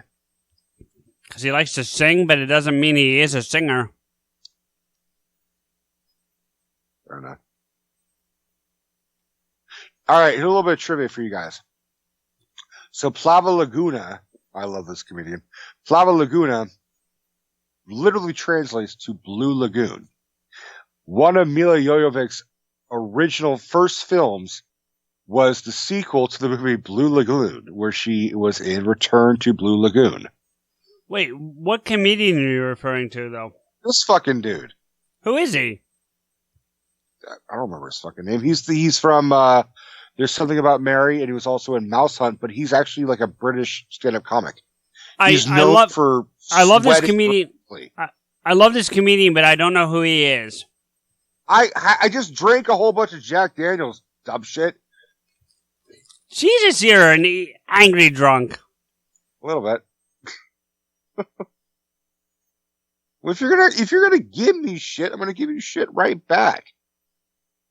I'll give you the Third Degree and the Fifth Element of shit.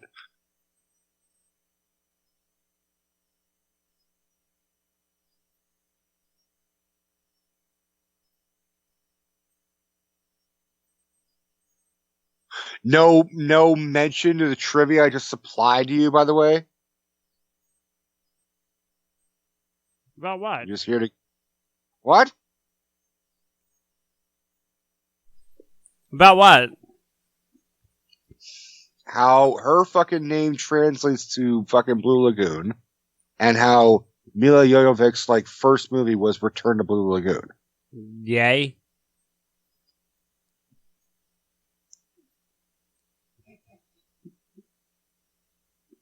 That chick has got way too much stuff there. You really wonder why you do this with me every week, don't you? I am now.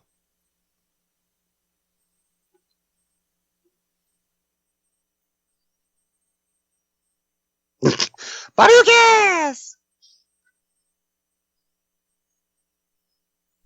See, I'm not allowed to do the one lines anymore, apparently. So.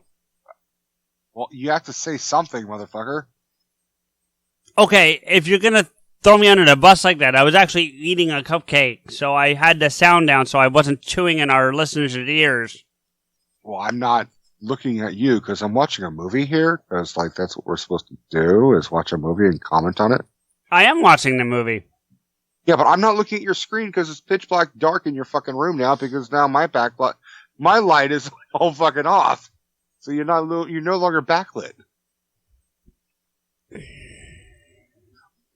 Our listeners do not give a fuck about our squabble here, CJ. They're trying to watch a movie. You're no longer allowed to drink. You're no longer allowed to drink during our episodes. Yeah, okay, I'll let all the drinking happen to you. You excited for our New Year's episode? Yeah, no, I'm not doing that again. Oh, yeah? Yeah. Stick to just one drink? Probably. Yeah, but because I literally just re-listened to the New Year's one last night. Did you? Yeah, I needed a good laugh. And you say you only had 2 drinks in that episode. I did. Yeah, by like my standards of drinks. If I had another of the drink that I just had, I'd be shit-faced too. Well, and based on what you're describing, what I had was basically what you just drank. Yeah, so... Okay. I love you, buddy, but I'm like a third of you, too, to be fair. That's true. This is actually one of my favorite moments. I was telling this movie, by irony, was on TV the other night, and I was watching it. And I was saying to Deb that this sequence, not right now, but when it kicks in and she starts like, it's kind of like rockish, is one of my favorite parts of this whole movie. If not my favorite. I would agree. And it intercuts with the fight sequence we're about to see. The funny thing about this, the operatic aria that she's doing, yeah, is that the person who dubbed the singer, dubbed this actress, said, like, this is physically impossible to do, so they actually had to do it one at a time, like per note. I heard that. Yeah. I don't know. Here's the crazy thing: is I've seen other people, like on, America's Got Talent or whatever the fuck, all those fucking things. I've seen people be able to do this aria without having it spliced together. Right. So, couple things. First, you're right, because I'd heard that too. It wasn't note for note. It was like a couple lines or whatever, but I get the point you're trying to make. But yes, you're also right. There are other people that have pulled this off just in this straight shot. The part that gets difficult for the singers, and I'm not making fun of anybody or saying anything bad, is where it gets like really high paced. The part I was just talking about where they intersplice it with the fight with Lilu. Well, that right. And also when they go the high pitch and then the super low, because she goes, yeah, don't do it, please. Like kind of, I'm not doing opera, obviously. But, yeah. I mean, I can do opera. Don't fucking test me, fool.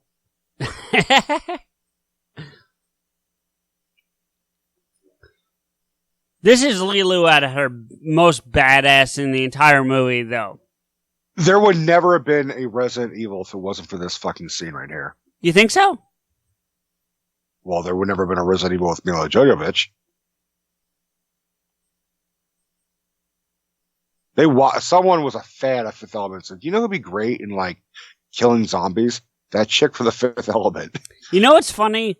Up until right now, and I guess it's because it got dark over there, I can now see the movie in the reflection in your glasses, and we're about a half a second apart. No, we're not. Yeah, we are. Like a half second, dude. It's maybe even less. Like it's... You're slightly lagged more than me, but I can. No, don't touch it. It's fine, but I'm saying it's just funny. Please don't adjust on your side because it'll get way out of sync. Just leave it as it is. But stop telling me what to do.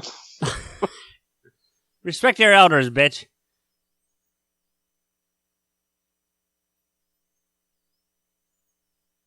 That is pure panic on that fucking Mangalore's face. Yep. Mandalorian, get it right.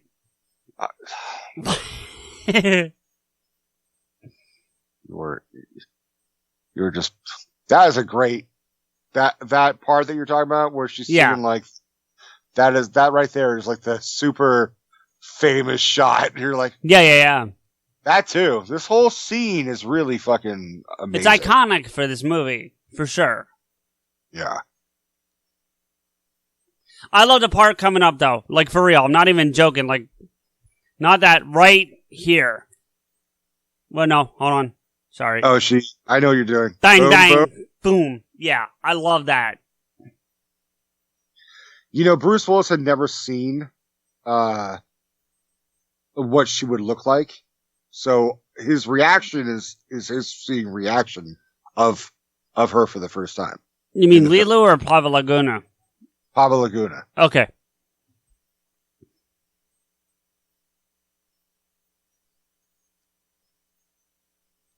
It wasn't an ambush. That's a little excessive, but okay.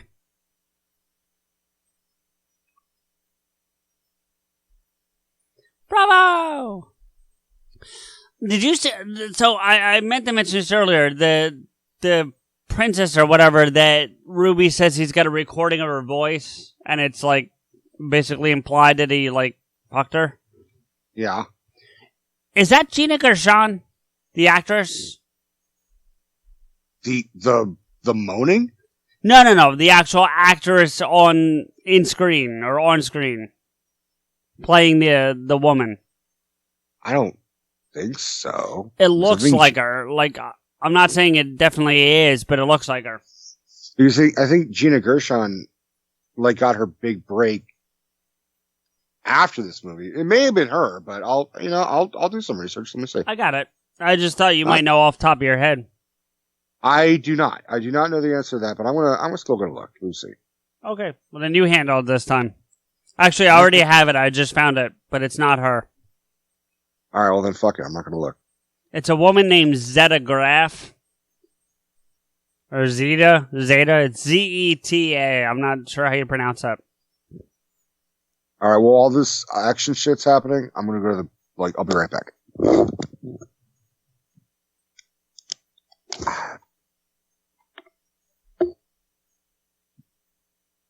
So now you got Zorg in here with this crazy ass gun shooting at Lilu through the ceiling and the, I guess, air ducts or whatever.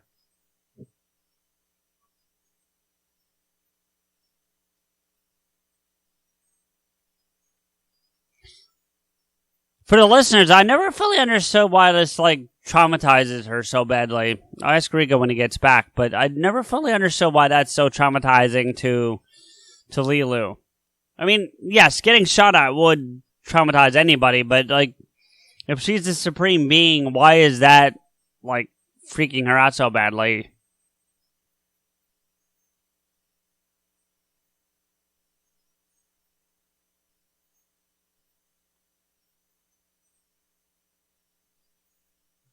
And now we got a 20-minute bomb going off.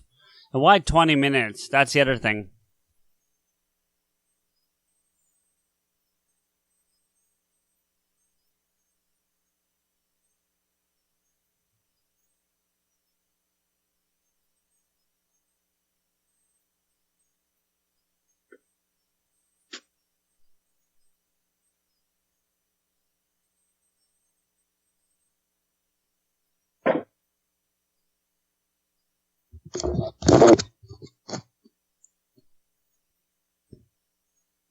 Welcome back. Thank you. So, I asked a question to the listeners, but I'll ask you while you were gone. Is, like, I understand being shot at is traumatizing, but, like, it really fucks her up. You know, she never gets hit by a bullet, but it really just, like, mentally messes with her. I always kind of envisioned she got, like, shot in the arm or something. No, I don't think she ever gets shot. Like, I don't think she actually... I mean, if she does, it's not clear. We'll put it that way. I think she gets injured, but I don't think she actually gets shot. I think she gets shot because she's, like... She kind of goes limp from blood loss. No, I think it's stress, honestly, or trauma.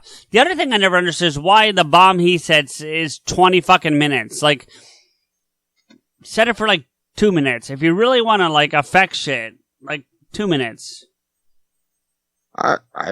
Maybe. Well, I mean, it's... He also has to walk through, I mean...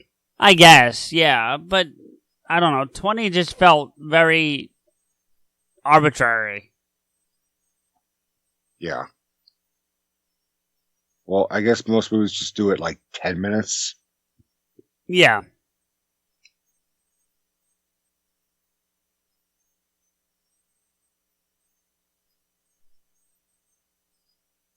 This was always a great scene. Yep.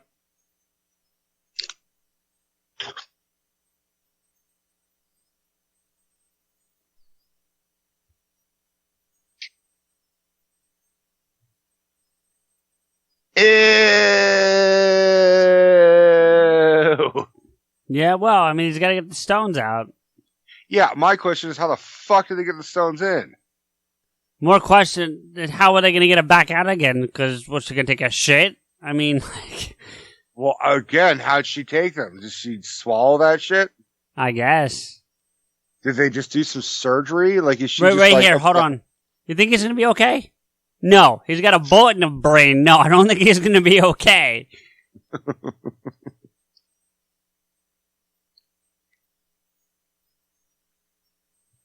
Oh shit, Corbin 3 coming.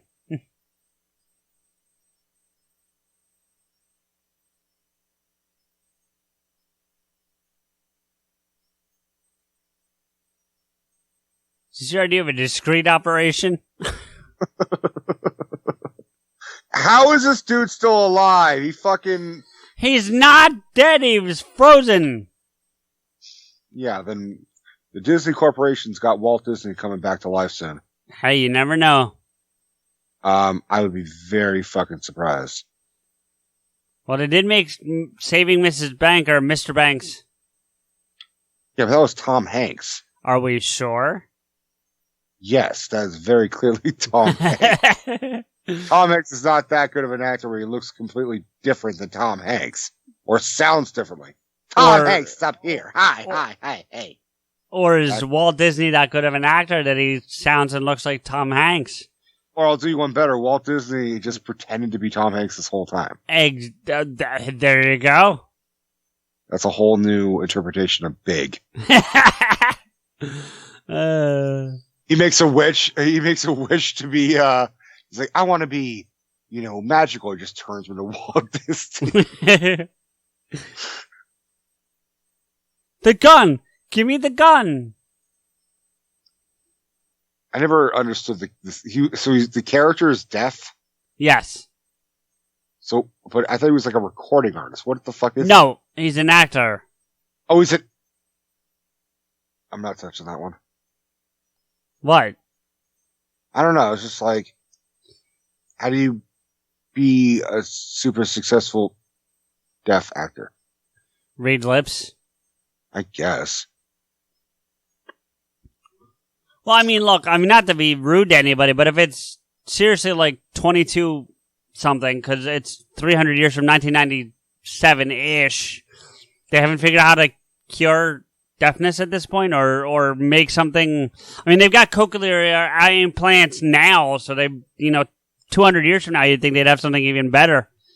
Well, don't worry about offending anybody. If they're deaf, they can't cure us. Oh, dude! I'd like to apologize on behalf of myself. I'm a little drunk, and I guess apparently when I'm drunk, I'm really fucking mean. Rico's opinions do not reflect the opinions of PodAskew or Big Heads Media Podcast. Thank you. CJ, when he talks, should learn how to speak when he's defending me or defending PodAskew and Big Heads Media. Thank you very much. Wow. You are a mean drunk. I'm not a mean drunk. I think I've just, because we did a whole fucking day of recording, I think I'm just like, I don't even give a shit anymore. Punch drunk? Yeah. I want some Wendy's. Looking at fucking Lilu's orange head, I'm like, I want a multi-pass to a fucking Frosty. That's what I fucking want. I can't even have a Frosty. Why? Oh, yeah. I can't have, yeah. Well, you can have every... Call Steph. She's out. Have her pick up Wendy's on the way home. She's on her way, but I would have to go with her. She's close enough. Why? Because I had the money. Oh, well, okay. I mean, she's got money, but like she hasn't texted me with like, what do you want? Well, text her and be like, I want Wendy's. She knows that. She just hasn't fucking gotten back to me about it. Oh, God. She's closing up. So wait, on this sequence, right, he tells him to count to 10, and then he throws that spiky bomb thing into the roof floor or whatever. That's not the important part. You mean the roofie rod? Anyway, moving forward, the thing that I didn't understand was, if he never counted to 10, would it have never blown up?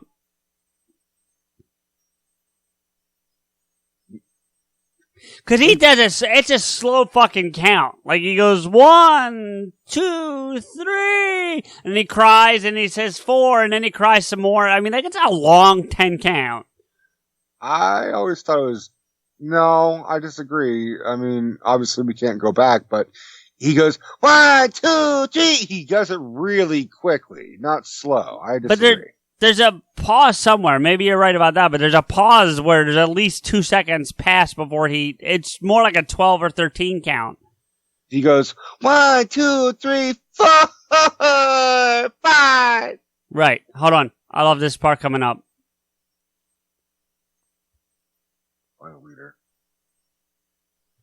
One more shot and we start killing hostages. That's a leader.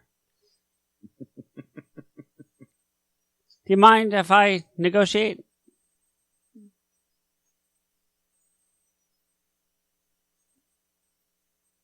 Lee Evans, that's his fucking name. I just remembered that actor's right name. here.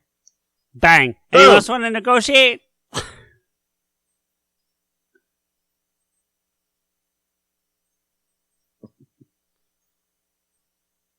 I wonder.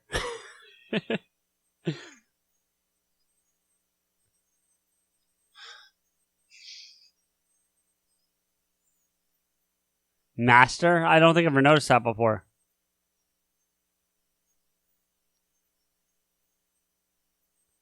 What's wrong with you? That was always one of my favorites. He's like giving this super like, I'm still alive. I'm gonna make it. Ow! Damn! What's wrong with you? Yeah.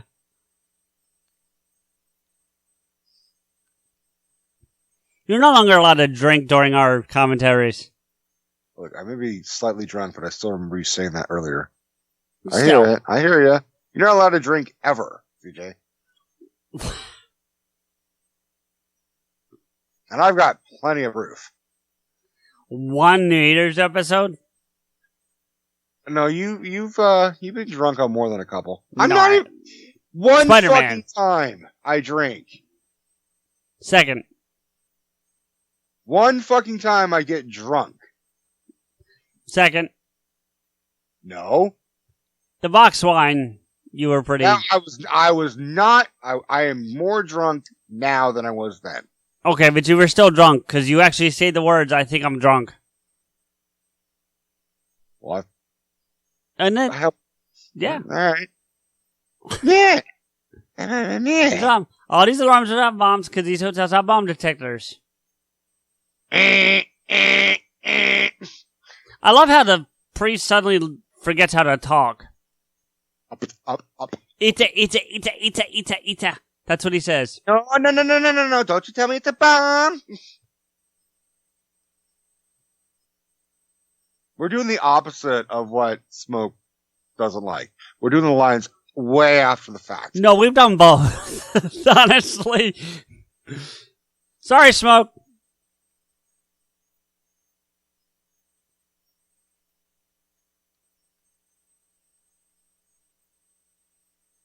I know.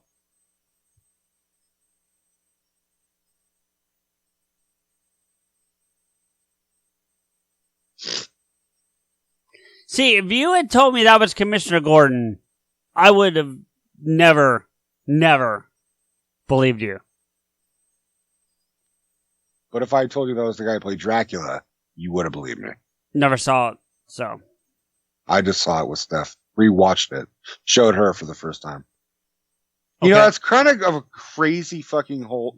The crazy thing about this movie... See, look, there's his legs. There's no metal thing going on. Anyway, go ahead. And he's got like a metal codpiece that rubs against on his left testicle. I don't know what to tell you. Jesus Christ, dude. That's not me being an asshole. I'm just like making a joke. I just have resting bitch voice. The funny thing about this is that, all right, give it to me. Who's the hero of this movie? Well, Make I me mean, fucking it's designed to be Bruce, but Lilu? Either. I know Yeah. who's the bad guy of this movie. Oh, it's easily Zorg. Okay. When did they ever interacted? They don't. Never. They're not even really fully aware of each other. They just walked past each other. That was the closest we ever got of protagonist and antagonist being in the same fucking scene. Well, I think the antagonist in the real sense of the word is probably the struggle against Mr. Shadow? not even Mr. Shadow, but the struggle against annihilation. You know? Poor Zorg. Why is their bomb in sync with his? It's a separate bomb. It just goes down for 5 seconds. But it literally goes from where his left off. When he puts that card in to stop his bomb, it's at 5 seconds. Coincidence. Yeah, I don't think so. It's coincidence. Sometimes there are just some things as coincidence. How many more times would you like me to say coincidence? I'd like you to stop, please. Oh, what a coincidence. See you tomorrow for a new adventure. That's the other thing. Radio shows are generally 4 hours in length. Why is his only 2? People have less attention spans 300 years from now. Okay. Which means our podcasts are going to be half the time that they are. We're only allowed to No, do, because an his hour. radio show's about 2 hours, so we're right in the wheelhouse. So, Well. Damn, dude, she had a lot of stones inside of her. How was she able to move? You know what I mean? Like, it's like what, having Plava Laguna? Yeah. Because she's like 10 feet tall or some shit. But like, they're not even lumpy. There's like no like abrasions coming through. Like, that's clearly a fucking stone poking through her rib cage. Hey, We thought they were boobs, just fucking stones. her anatomy is very different than what we're familiar with. So she was born with them? Like, No, the Mandalorian or the Mandachuan gave them to her. It says that. How do they did some surgery on her? They didn't say that, but I don't know. Look, either that or that is a very painful fucking colonoscopy. That's a tough swell to That's a tough pill to swallow. A tough swill to Apollo? Yeah, that's right. That's a tough swill to Apollo. Drunky. Fucky.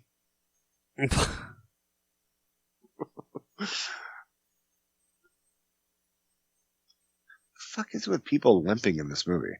That guy's got to be the younger brother or cousin or something of the doctor from when they recreate Lilu, right? He does have a slight resemblance. Right? Yeah.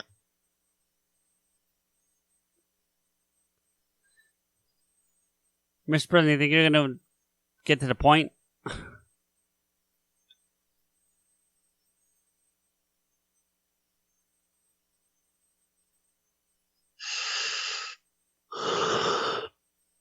How long do we have? Oh my god. Oh What? my god. This part right here is Armageddon. Never saw it. It's a giant meteor the size of Texas traveling straight to Earth, and Bruce Willis has to stop it. Well, there you go. Wow. I'm pretty sure this was before Armageddon, though. By a couple of years, but yeah. Someone saw this movie and said, oh yeah, we should just take this one part and make him have to drill a hole into the asteroid. Yeah. This is her losing her hope for humanity. Wasn't you? Yeah, and then afterwards I'd watch a lot of kitten videos and stuff like that. Well, she's already Like in German. W. She's past K already, so. All right.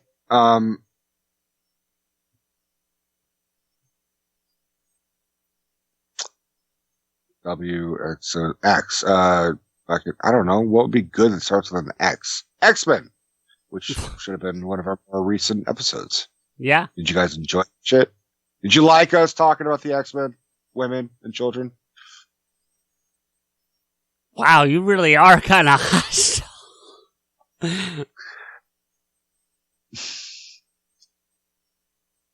I apologize. They have old school lightsabers without being lightsabers. Yeah. Their cigarettes are all fucked, and their flashlights are all fucked up. This one should be fire. Theoretically.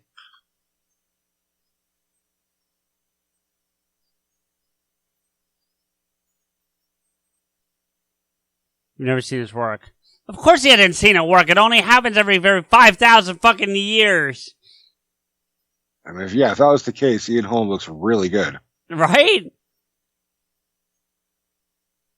Now here, that's what I never understood. How does he, because there's another one where the lines are on the top. How did he know which one? See, right there. How does he know which one? How does he know he's got the right one? Luck? Yeah, I guess, because if you flip that stone over, it's identical to the other one. That one at least makes sense. It's the vertical lines, but... I think they're spaced out a little bit differently. Maybe. You have no idea to do that, right? Theoretically? No. See, now this is the part I talked about in Aquaman. Coming up right after she explains this. Wind blows. Fire burns. Motherfucker, she's telling you, you stupid fucking American hick. Wow. His name is Dallas. He's as American as you can get.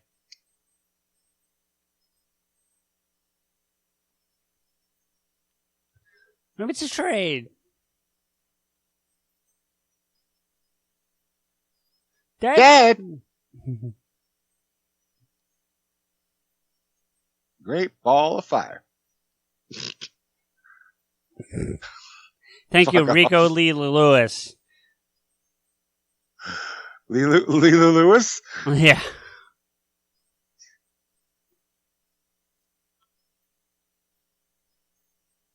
I gotta get the broken one.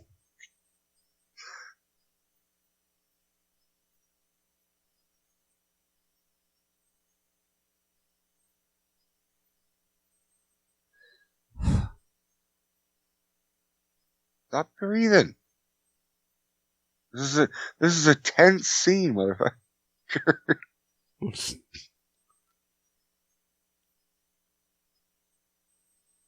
Breathe. Not you, him. You stop breathing.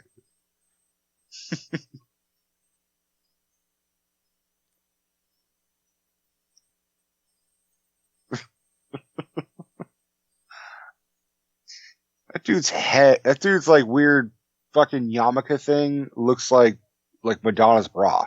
Yep. Wind blows. Yeah. Pay attention to Pocahontas. There you go. There you go.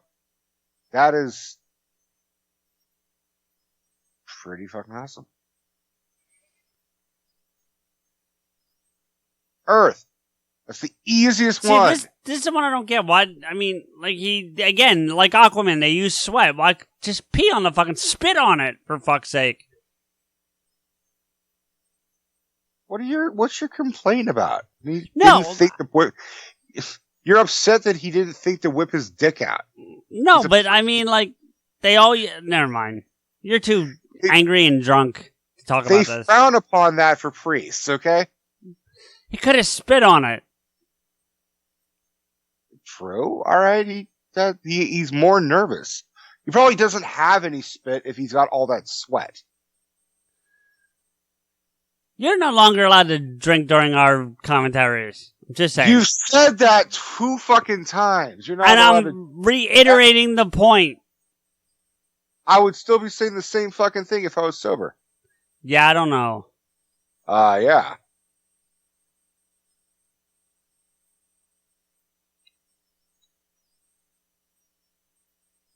Wake the bitch up. Come on.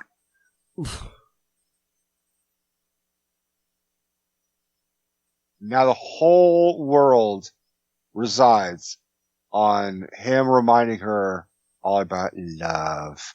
Yeah. If this was Bruce Willis the person, we'd all die. See, even when I'm a little drunk, I'm still pretty funny. Sort of. You laughed. Okay, because that one was funny. Fuck off. And we're back to Angry Rico. It's the same as that. That's me normal. Are you kidding me? True.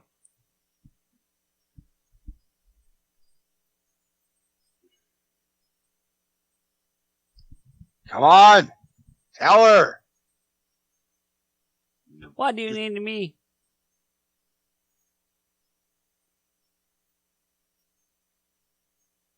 Damn it, Bruce. Corbin. Even if you're lying, fucking tell her. Yeah! Hurry up, motherfucker. Open your eyes. Because yeah!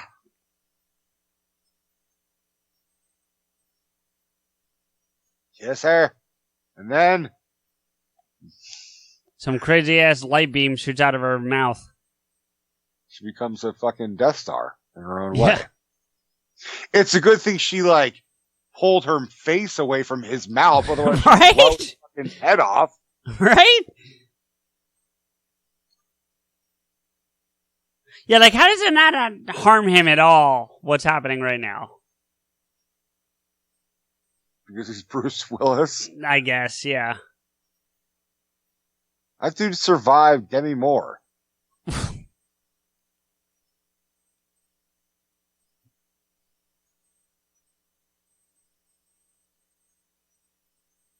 Those look like those fucking the push pops.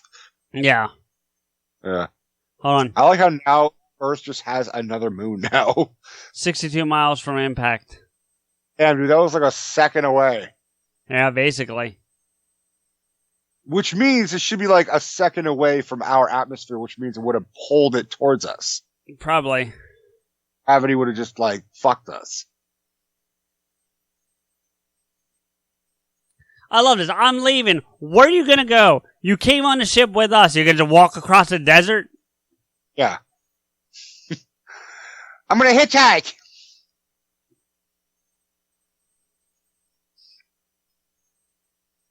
So these guys are just fully aware they're banging. They're just kind of watching them and be like, you need to like not interrupt her right now. She will kill you because she's in the middle of her first orgasm. So get out of here.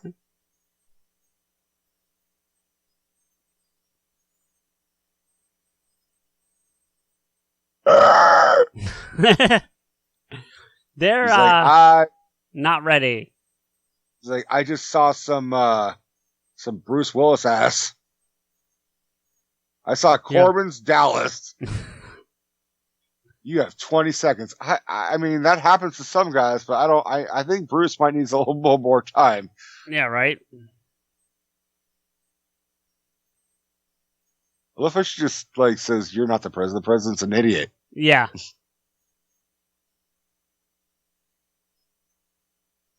Throw myself in traffic. I'll surrender myself to the bed. There you go. There's a throwback to what happened to the priest. True. All right.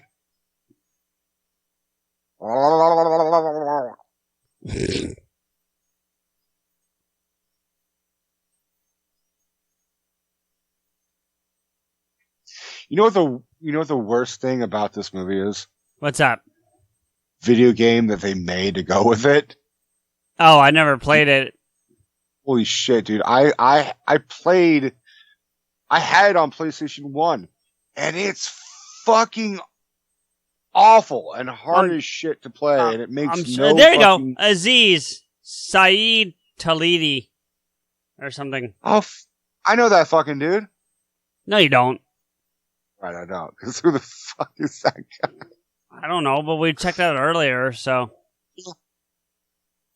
Vladimir McCrary. For Human Acnaut. I don't know any of you people. For those of you that have stuck through Rico's anger, we are at the credits at this point, so. Robert Clapperton. That's an unfortunate name. Jesus. Yeah, no, Robert. But thanks for playing. So that is the Fifth Element. We're letting the commercial run through, or the credits run through, but that is the Fifth Element. And something we've been talking about doing for a while, so I'm glad we finally got through it. Rico's placing his Wendy's order at this point. I am. I'm doing a quick text message.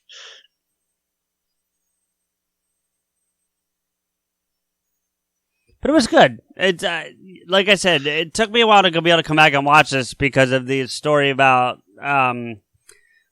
Kevin's interactions with Bruce Willis on Cop Out, and it took me a long time to be able to watch any Bruce Willis movies, let alone this one, which was a shame because it's actually always been one of my favorites.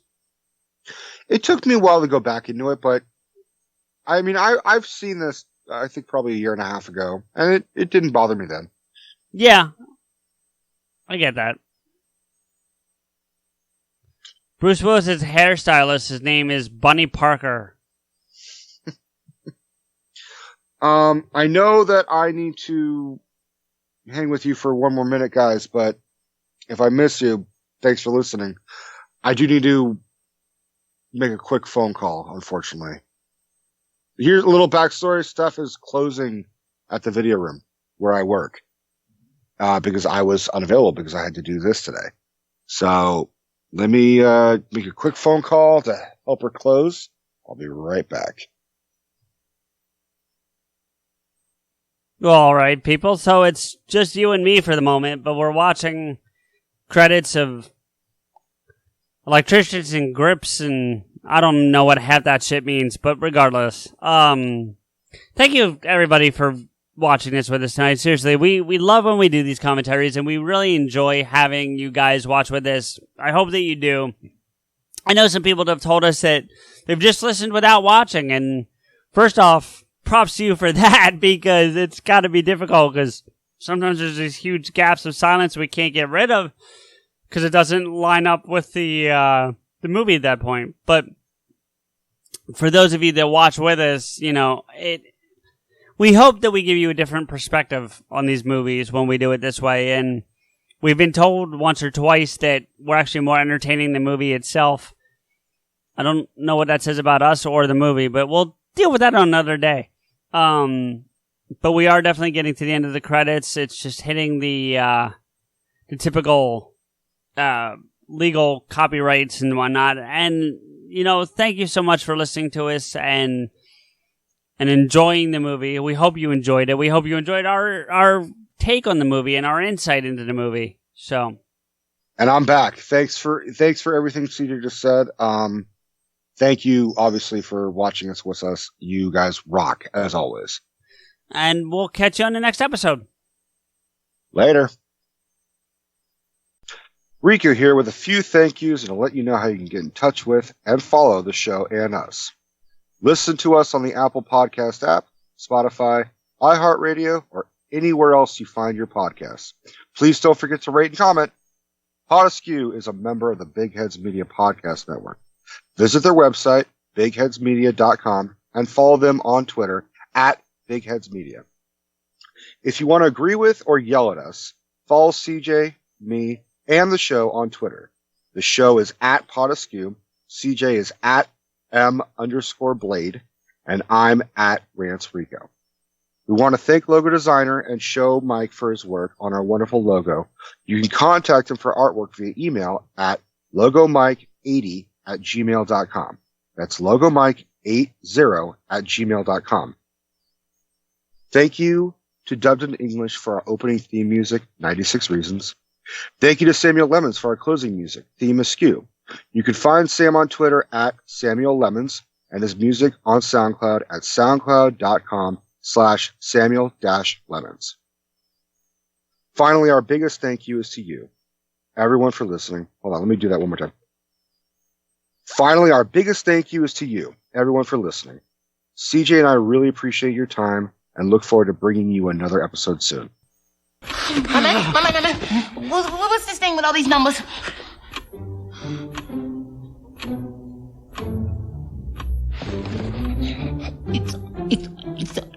No. Because if it was a bomb, the alarms will go off because all these hotels have bomb detectors, right? Damn it!